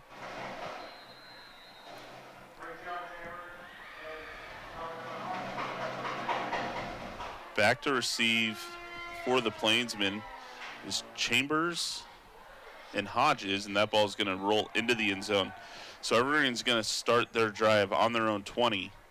2:38 remaining in the 3rd quarter. That's a lot of confidence from the Rayshawn Chambers there for a ball that wasn't necessarily in the end zone, but did work out for Evergreen. Worked out for Evergreen and worked out for Heritage too, because that ball very could have easily taken a bounce out of bounds. Barely squeaking inside the pylon.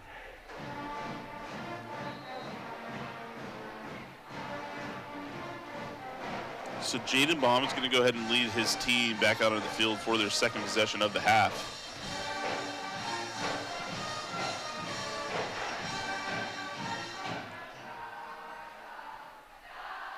Baum hands this one off to Hodges. Hodges bounces out to the outside. He makes the corner. He gets his way to the sideline, and he's going to be pushed out of bounds at the 30. So they spot the ball right at the 30-yard line.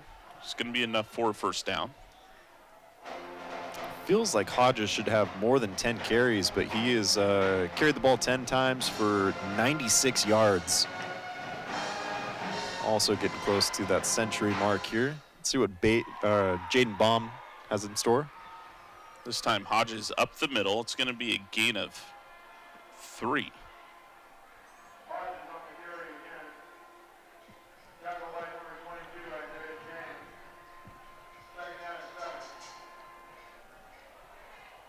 Isaiah James with the tackle there. It's great to see that young man back on the field suffering an injury in the 1st quarter, but he is back in action here.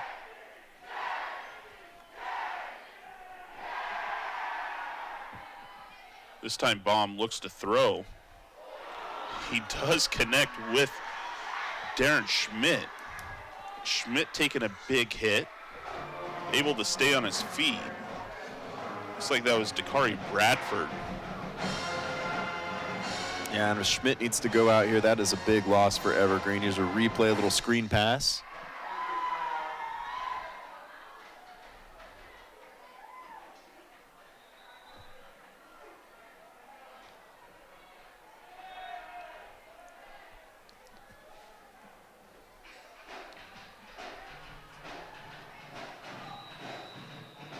Schmidt does take a play off, but he was able to go ahead and walk that one out, so hopefully we see him return very soon. 1:40 left in the third quarter here. Baum hands this one off to Hodges. Hodges stays behind his blockers up the middle. And it's going to be a gain of 4 as the ball spotted on the 45-yard line. Joshua Cottle barely got a hand on him, able to haul him down to the ground.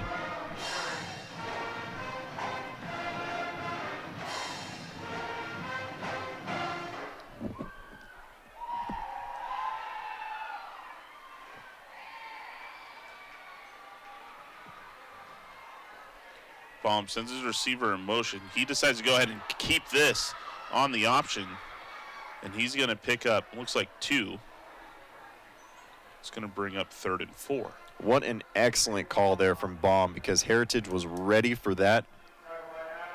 But Baum just not acting like a sophomore back there, man. That is something that typically you see younger players, they would force that play, but Baum hauls it in, fakes the lateral, ends up getting a couple yards. Yeah, it's been really fun to watch Jaden Baum play last season, this season, and I'm excited to watch him for another 2 years. This one's handed off to Hodges. Hodges bounces off a defender, gets outside. He does fumble the football, but it is going to roll out of bounds. They're going to spot this one at the, looks like the 40-yard line as the Plainsmen move into Timberwolf territory.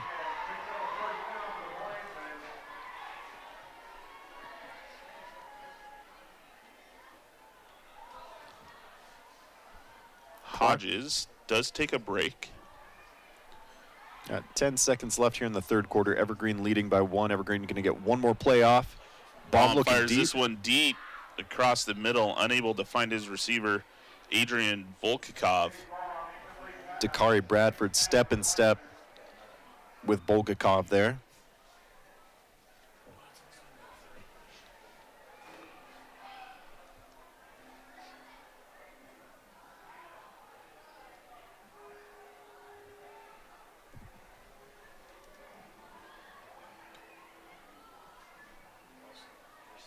Cyrus Fawcett Sadri remains in the game at running back for the Plainsmen.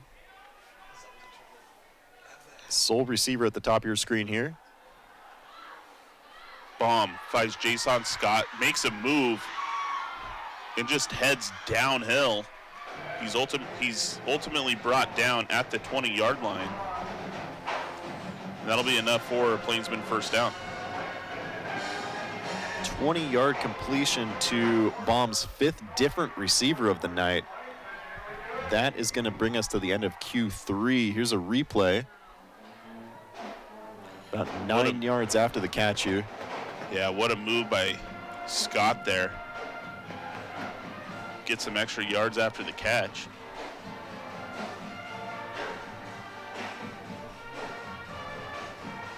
All right, Evergreen up by 1 quarter left to go here. We haven't talked about it really since the beginning of the game, but a huge game as far as league standings go for both Evergreen and Heritage. Yeah. Yeah, coming into tonight, both teams were sitting 2-1 in league play. Just behind Kelso. Well, in top 3 advance, right now both teams tied for 3rd. This would force one of them out.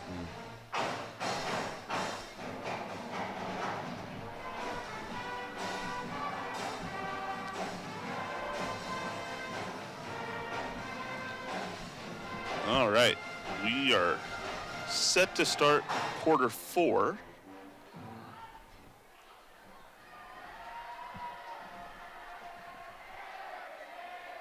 Baum rolling out to his right. He finds Darren Schmidt.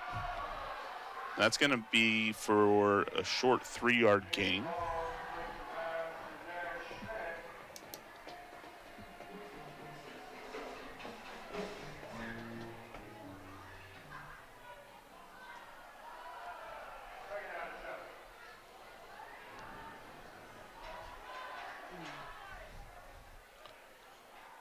Fawcett Sadri still in the backfield for the Plainsmen. It's handed off to the man wearing number 20, and he makes a break for a first down. He gets brought down at the 5-yard line. It's going to be 1st and goal for the Plainsmen.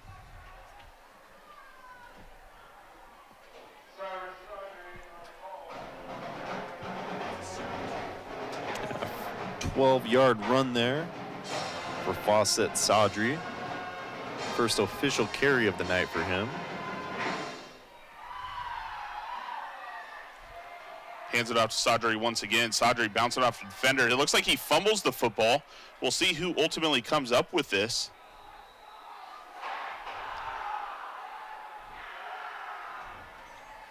And it is Heritage football. That's a big turnover for the Plainsmen. We'll see a replay here. Sadri really just trying to fight for every single yard he can get, and the ball pops loose. The Heritage defense doing a great job to strip that ball and ensure that they recover.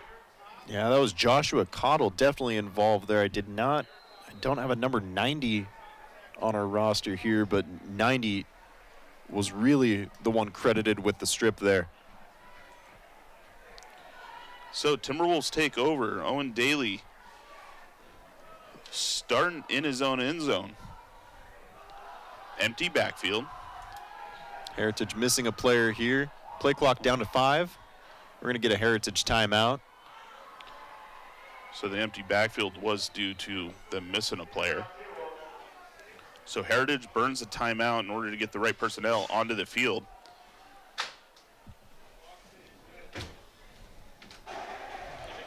.99 yards to go for Heritage. You know, I almost wonder there if you're Heritage, the ball's on your half-yard line. You just take the delay game penalty Maybe instead of burning a timeout. Really, you probably should have, right? It's tough to, weigh that in the heat of the moment, I'm sure. But yeah, I mean, if you're going to get moved back a few inches, here's a good look at a future Plainsman. Enjoying the game here on Friday night. Member of the 2042 senior class.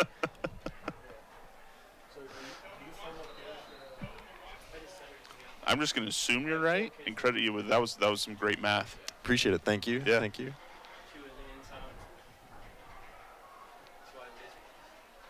So here we go. The Timberwolves have the right personnel out onto the field. 1st and 10 from their own half-yard line. Daly dropping back to pass. He looks to find, and he does find. That's number 11, Braden Oster. Oster is going to take this all the way to the house. That's a 99-yard touchdown pass from Owen Daly to Braden Oster, and the Timberwolves have taken the lead. Never a doubt there from Heritage too. That was plan A, and there was no plan B. From the get-go, that was the plan. 99 yards for Oster. Oster doing a great job to create that separation from his defender. And once he got past him, he had no one in front of him to worry about. Yeah, what a pass there from the lefty Daly. Now if you're Heritage, I think you go for 2. you have to go for 2. God, what a turn of events too. Just a second ago, Evergreen was looking to extend their lead, got to the 1-yard line where Heritage eventually recovered a fumble. One play later, Heritage goes for 99 yards for the score in the lead. And that is exactly what Heritage is going to do here. They're going to go for 2. Emmanuel Daniel lined up in the backfield for the Timberwolves. Daly looking to pass, looking for the corner, Traylon McGraw, and that ball is going to fall incomplete. So that leaves the score, the Timberwolves 19, Evergreen Plainsmen 14.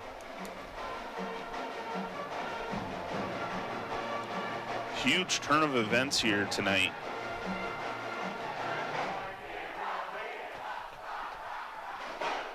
Yeah, absolutely. And you can kind of feel, well, here's a great replay of this 99-yard score. Yeah, Daly knows exactly where he's going to find Oster. He dropped a ball on a dime, find Oster in stride, and there was no one to pick him up.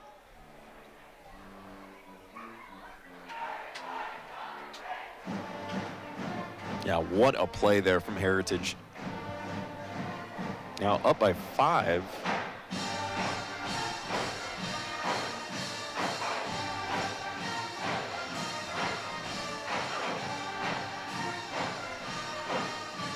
This is something we consistently see from Evergreen too, is sort of giving up late leads.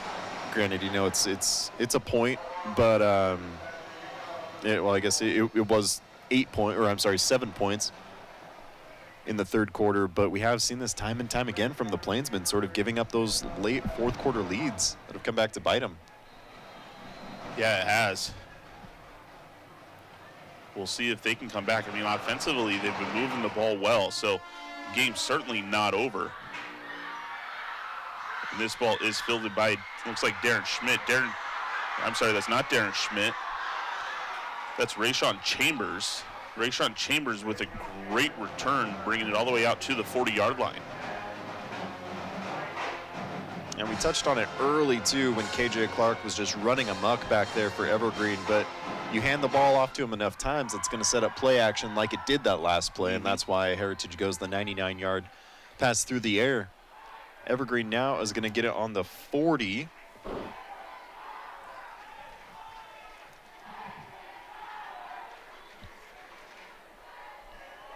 Malachi Hodges checking back in. Good to see him return. Hodges with 115 rushing yards. Baum hands this off to Hodges. Hodges breaks around the corner to the outside, makes a move. He's found his way to the sideline. He's got no one in front of him. He's got one man to beat, and he's going to make it into the end zone for a Plainsman touchdown. That is 60 yards for the Hodges score. Back and forth, here we go. Evergreen with the 1-point lead, looking to make it 2. For as bogged down as that third quarter has felt, we've seen it's turned into heavyweight just slugfest. Yeah, 99-yard score followed by a 60-yard score in just 2 plays. So that puts Evergreen on top by 1. It looks like they're going to go ahead and go for 2.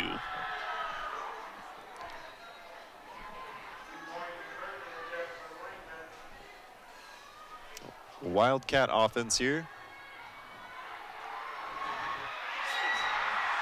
And it looks like that was Terrence Sarion with the conversion. So that puts 2 more points up on the board for the Plainsmen. Brings the total to 22 for the Plainsmen to 19 for the Heritage Timberwolves. We've got 10:27 left in this fourth quarter. And at this point, anything can happen, Kyle. There's a great replay. Look at that Evergreen blocking, just completely shutting down that left side of the defensive line. And Oster, the one with the 99-yard score, just unable to catch him there. Evergreen 22-19. Hodges now 175 yards on 14 carries. With how hot Clark started, I did not expect Hodges to eclipse him by 50 yards here in the fourth quarter. I mean, I think that happens when you break out for 60 in a single carry. That certainly helps, absolutely. It's been fun to watch these two young men run the ball tonight. Let's see how Heritage responds. We have seen 14 points in a matter of 14 seconds. Pretty close to that, yeah. We've got Traylon McGraw ready to receive this kickoff. He's standing right at the 17-yard line. The kicker for the Plainsmen, Jose Suarez.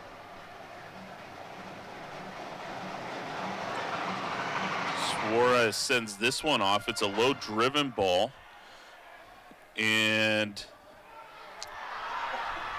that was Adrian Bolkikov. I understand what he was doing. He was trying to play that smart to see if that ball would go out of bounds.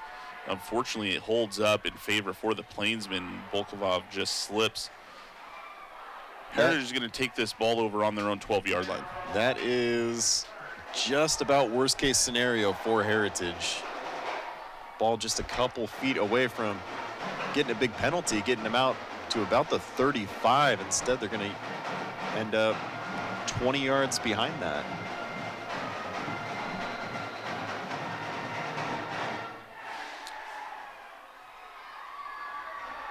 So we will see how Owen Daly, KJ Clark starts this drive.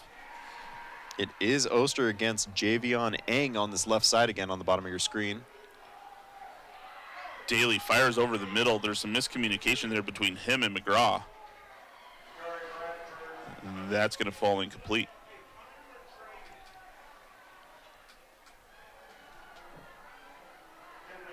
Yeah, McGraw never turned his head, was not expecting the ball there.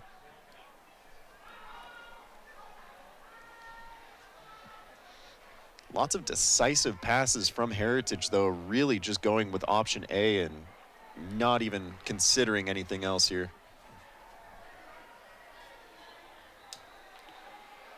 All right, we've got a flag. And it's going to be a false start on the offense.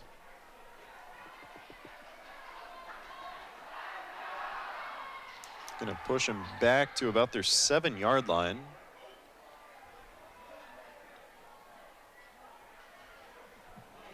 Oh, so it's encroachment on the offense. So one of the linemen were lined up in the neutral zone.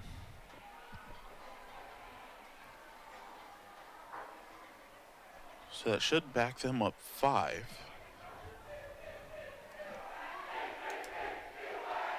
So it's going to be 1st and 15, and now the Timberwolves are starting on their own 7-yard line.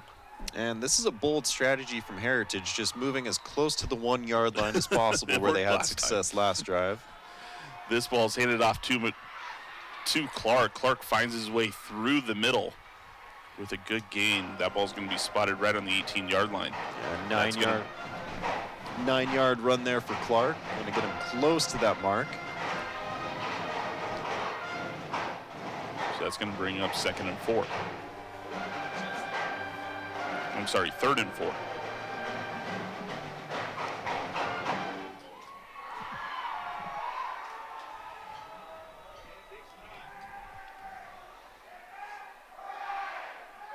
Clark in the backfield again.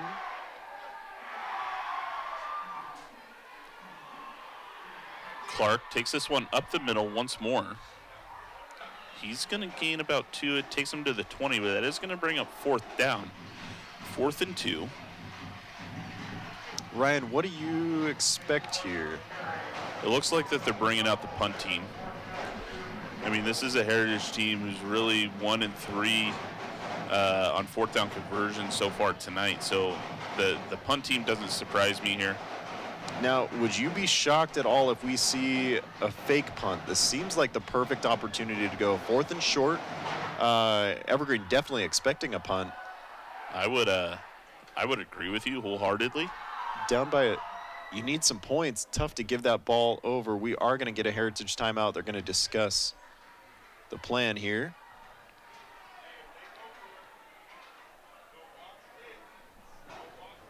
And another crucial element, Heritage down to 1 timeout left, trailing by 3. Still 9 minutes left in the 4th quarter. Yeah, I think this is it's a crucial possession. It's a crucial 4th down to decide what you truly want to do. If you punt this ball away, you're putting a lot of confidence into your defense to get this ball back and get a stop. That is fair. You know, your defense has carried you to a 6-1 record so far this season. And batting 1 for 3. Baseball, that's great. Football, 4th down, that's tough. It does look like they are going to bring the offense back on here. They see something. They see an angle with Daly and Clark. Here we go, 4th and 2. Daly with Clark lined up just to his left. This is something we saw before, too, where Devon Granville took the field, but they are going to leave Daly out here. Daly trying to get Evergreen to jump offside is unsuccessful with the hard count. So Clark moves over to his right. Daly keeps this one, rolls out. He does his best to go ahead and find Dakari Bradford, and that's going to fall incomplete. And that's going to be a big turnover on downs for the Timberwolves and puts the Plainsmen in a great field position inside the red zone. Yeah, what a play there from Evergreen. Just the defensive line getting past him, forcing a tough play for Daly and the Timberwolves. Especially as a lefty going back, that's really not going to see a ton of success doing that here. Evergreen with the lead on the 20-yard line now.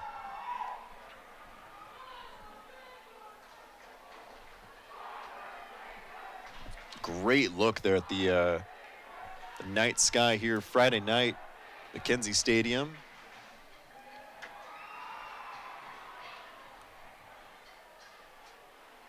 All right, this ball is handed off to, looks like it's Terrence Sarion. Sarion trying to make his way out to the outside, and he's ultimately ran out of bounds. Steps out right at the 17-yard line.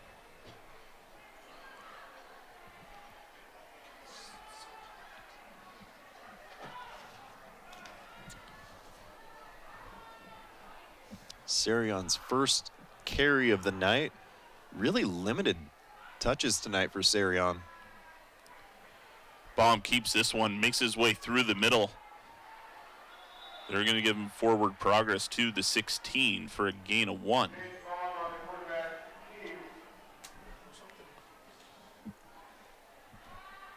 Now they're looking at 3rd and 6. Evergreen does have a strong kicking game in their back pocket, so they're certainly within field goal range. Yeah, this is definitely within Suarez's territory. 6-point difference is going to kind of leave them in the same spot they would be in, though, up by a score, forcing Heritage to get a touchdown on the next possession. Baum fires this one out to Sarion out in the flat. Sarion gets brought down. They're going to spot this at the 14, which does bring up 4th down. Should be 4th and 3. 4th and 4, excuse me. Let's see what Evergreen has up their sleeve here. You have to think this is going to be a field goal angle. No, they're going to leave Baum and Hodges out there. And really, this is exactly where you want to be if you're Heritage. Just trust your defense is taking you this far. Baum drops back. He sees Darren Schmidt, and he makes the completion. That's a touchdown for the Plainsmen.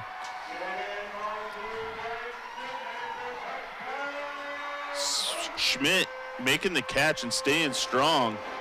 Bounces off the defender and rolls into the end zone. 13-yard play there for Evergreen, making it a 2-score game now with 7.5 minutes left. And that 4th down call from Heritage really starting to hurt here a little bit more.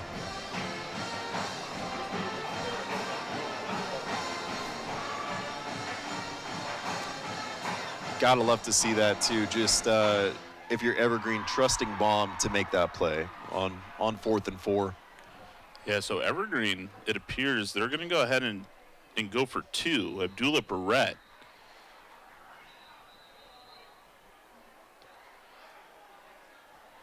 Was out there really starting to get under center.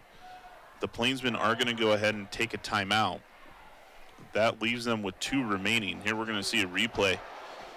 Baum finding, just finds Darren Schmidt. Finds his way into the corner of the end zone. Dakari Bradford unable to get him down on the ground there. Even if he was, though, would have gone for a 1st down, real close to that goal line. Baum threw that ball, too, with defenders in his face, ultimately getting taken down. Does look like they're going to keep Sarion on the field here. Sarion, Schmidt, and E.J. English.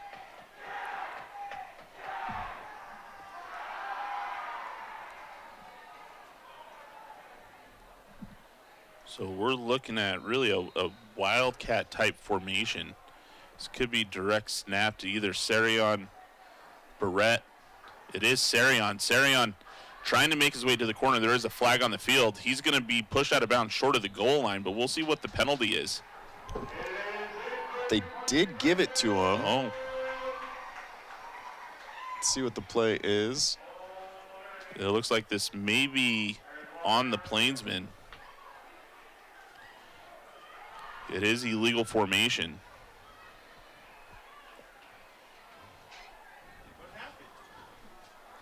All right, Evergreen now bringing on the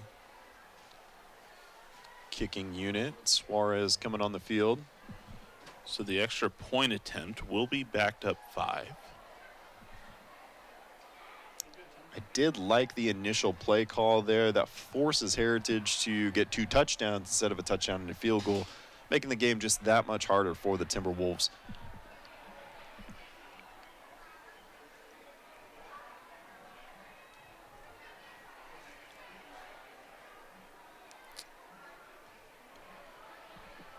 So this will turn out to be a 25-yard extra point attempt for Jose Suarez.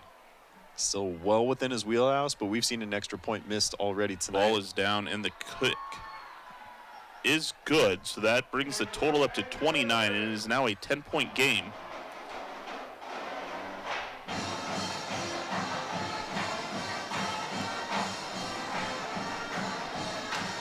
And Heritage has their work cut out for them after not giving up more than 14 points in the first 6 games with a 6-0 record. Heritage now giving up at least 28 over the last 2 weeks. Yeah, and this is where Heritage has stalled historically throughout the season. I mean, we go back to the stat that we had at the beginning of the game. They haven't scored more than 21 in the last 4 or 5 games, when they're currently sitting at 19. They've got to go out and get at least 10 here to tie this up with 7 minutes. They've got 1 timeout remaining. They burned that one that ultimately ended up resulting in a touchdown coming out of the timeout. So I don't want to say that it's wasted, but yeah, tough look for Heritage, yeah. Certainly. I mean, this is going to be, and again, just how important this game is. They really, really need to get some points on, which is going to make it the highest they've scored all year. 7.5 minutes left in the game. Evergreen up by 10. And Traylon McGraw ready to receive, standing on the 10-yard line. Evergreen with a win last week, too, against Prairie. Looking to keep their win streak intact and extending the Heritage loss streak.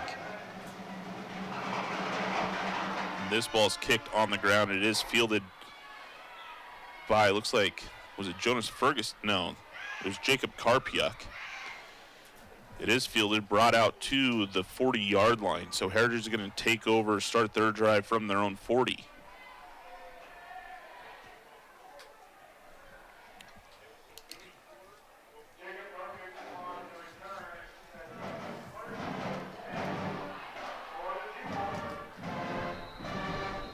All right, let's see if they continue to give the ball to KJ Clark. Good look at the Evergreen band there that has been consistently going throughout the game. Yeah, we'll see if they go back to KJ Clark. I mean, they're not in panic territory, but they don't have a lot of time because they need to get through 2 possessions. They do hand it off to Clark. Clark makes his way out to the 44. That's going to bring up 2nd and 6. Heritage is going to have to be mindful and careful as they manage this clock. Yeah, they don't have 10 minutes to burn here. They need 2 scores in 7 minutes.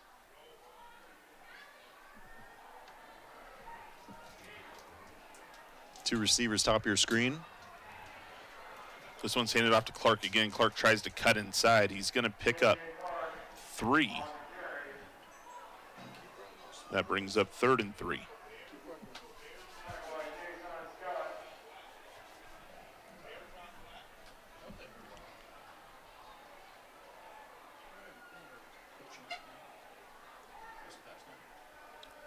Daly hands it off to Clark once more. Evergreen getting a big stop. Clark picks up a yard. That brings up 4th and 2. And Heritage is in a spot where they have to go for it here on 4th down. You have to expect him to go right back to Clark here. And really, this has been the Clark and Hodges show, which sounds like a law firm, right? It does. And, Clark was able to go ahead and break that tackle. I thought for sure he was going to be brought down behind the line of scrimmage. He was able to scramble out of it and get enough for a first down, extending this drive for the Timberwolves. Timberwolves move into Evergreen territory with the ball on the 49-yard line. Timberwolves needed that there. That is going to get Clark over up to 147 yards on the ground here now on 28 carries.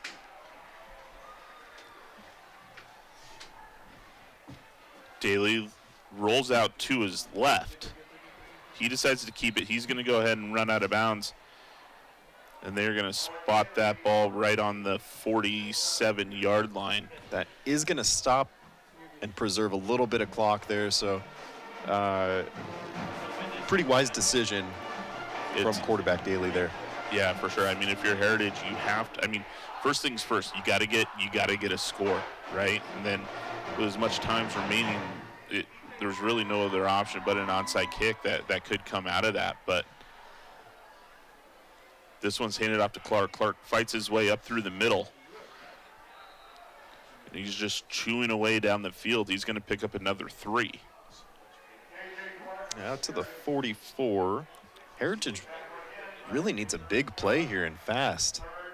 Not leaving a ton of meat on the bone with the clock here. KJ Clark checks out. Emmanuel Daniel checks in. This one's handed off to Daniel. Daniel finds his hole. He tries to break away through the outside. He's going to get out of bounds. It's going to be enough for the first down and move the chains. Most importantly at this point, in my opinion, it stops the clock. Absolutely. Yeah, 1 timeout remaining. Every second is pretty crucial here for Heritage with just a minimal margin for error. Out to the 37, 7-yard gain there for Daniel.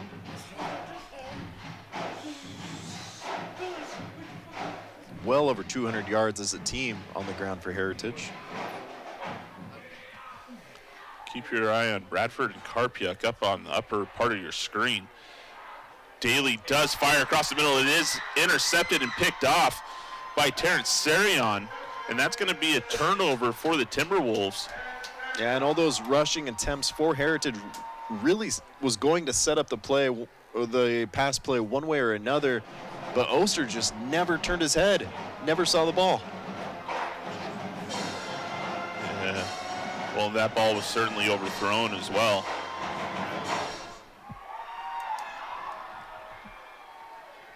And Sarion had all the room in the world to go ahead and make that interception. Yeah, a couple of back-breaking turnovers for Heritage tonight. That big interception with just 4:44 left to go in the game.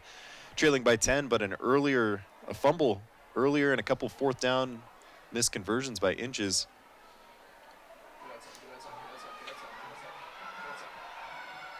Hodges makes his way out to the outside for a big gain of about 16.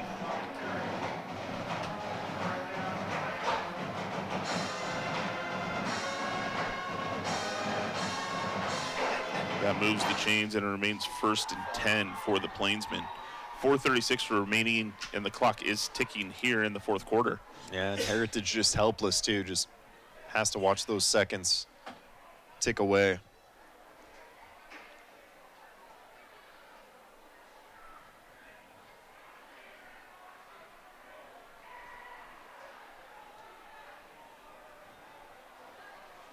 Hodges this time up the middle. He finds some room, and he decides to go ahead and just take a knee at the 38-yard line. And you can tell too, just a groan in the crowd as all of the Hodges fantasy owners. I think Hodges, I mean, he owns his mistake there. I think he was just trying to play smart and get to a point where they can run the clock out to secure this win. Ultimately, an additional 6 points would have been more beneficial for the Plainsmen there. It's a little mental error. Yeah, and that's a little too smart a little too smart. He had no one in front of him. And they're going to hand the ball off to Hodges once again. He gets tripped up. He's able to gain a yard, and that's going to bring up 2nd and 9. 3:30 left to go here.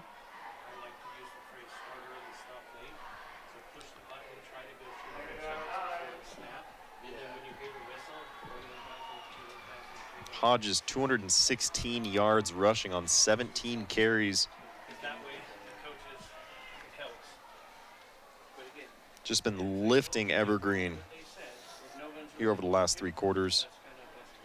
2 rushing scores as well for that young man. Give the ball back to Hodges. Hodges tries to break through over on the left-hand side. He's going to be brought down. We'll see. Looks like that it's going to be short of the line to gain. It's going to bring up 3rd down.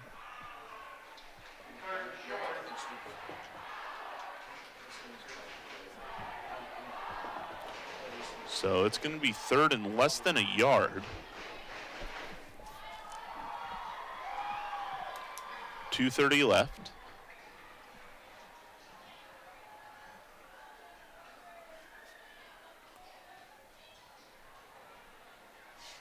This time, Baum. I think that ball, they're going to call that ball. There hasn't been a ruling yet. Referees are going to get together. Traylon McGraw arguing his case. What a play for McGraw. If that is, they do call that an interception. That is going to fall incomplete, and the Heritage coach is irate on the sideline over here. Let's get a replay. Yeah, the replay. Baum trying to find Jason Scott. Scott just bobbles it, and that ball did hit the ground. The officials got that call correct. That is a great call, and so that's going to bring up 4th and short. Pretty impressive athleticism from McGraw there to haul that in between his knees, just barely touching the ground. Yeah. McGraw really wants that call, you can tell, too. Just, again, fired up in the huddle over there. Still pleading his case. You can see head coach Kevin Peterson a little upset with that one as well. Here's a replay of the interception from earlier. Yeah, just no one anywhere near that ball. Terrence Sarion coming up with the interception.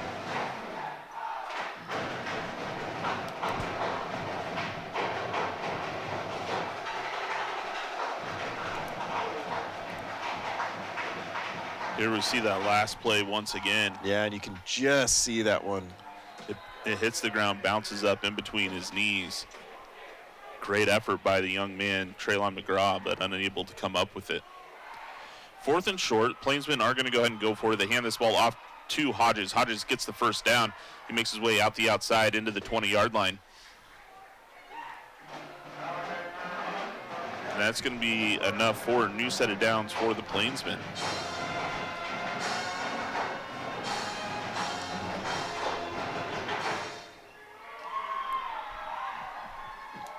All 2:05 left remaining, and the clock is continuing to run. Evergreen needs a 1st down to ice the game.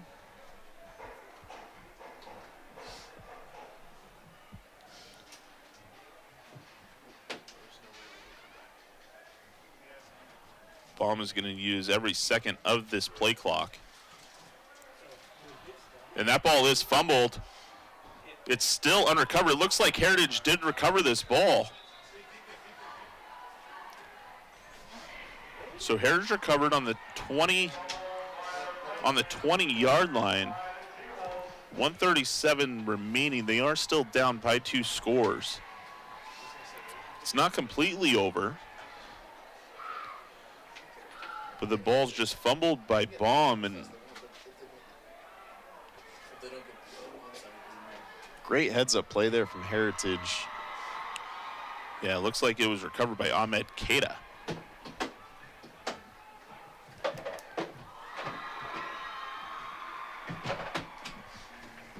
Heritage now I mean, there's still time on the clock.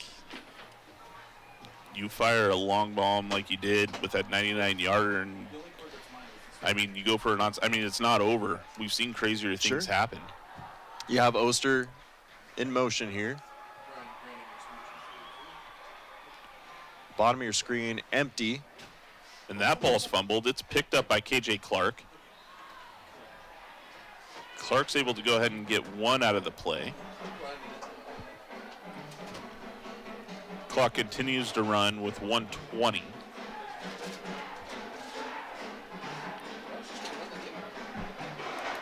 And that is not what you needed to kick off this drive for Heritage. Like you mentioned, Ryan, we're going to need a big pass. You have Oster at the bottom of your screen. Top of your screen is McGraw. Daly rolls out, looking downfield. He's just going to run out of bounds. It's going to stop the clock, give him another opportunity. 58 seconds left. Great coverage there from Evergreen. Just nobody not willing to give them any options on the long ball there. It's going to bring up 3rd and 12. The Timberwolves needing definitely more than a first down here.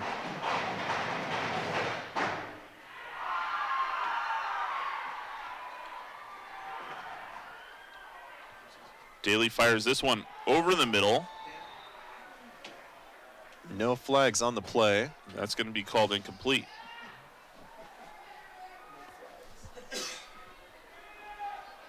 Fourth down for Heritage coming up.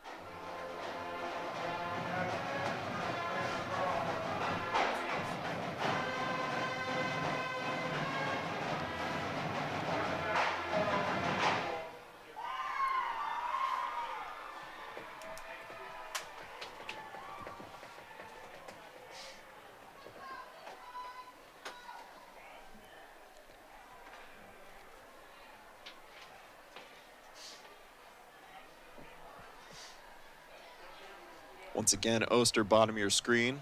Looks like McGraw at the top. Daly fires this one over the middle. It's going to fall incomplete, and that's going to be another turnover of downs.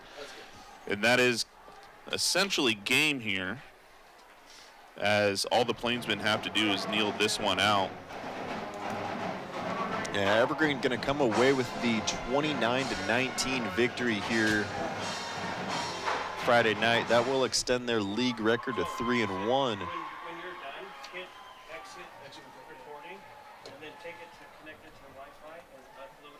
That brings Heritage back to 500 at 2-2.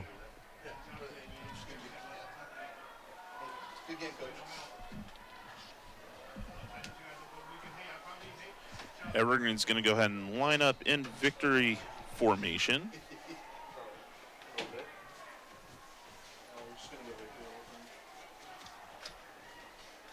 They're just going to go ahead and take a knee. They do have to run one more play.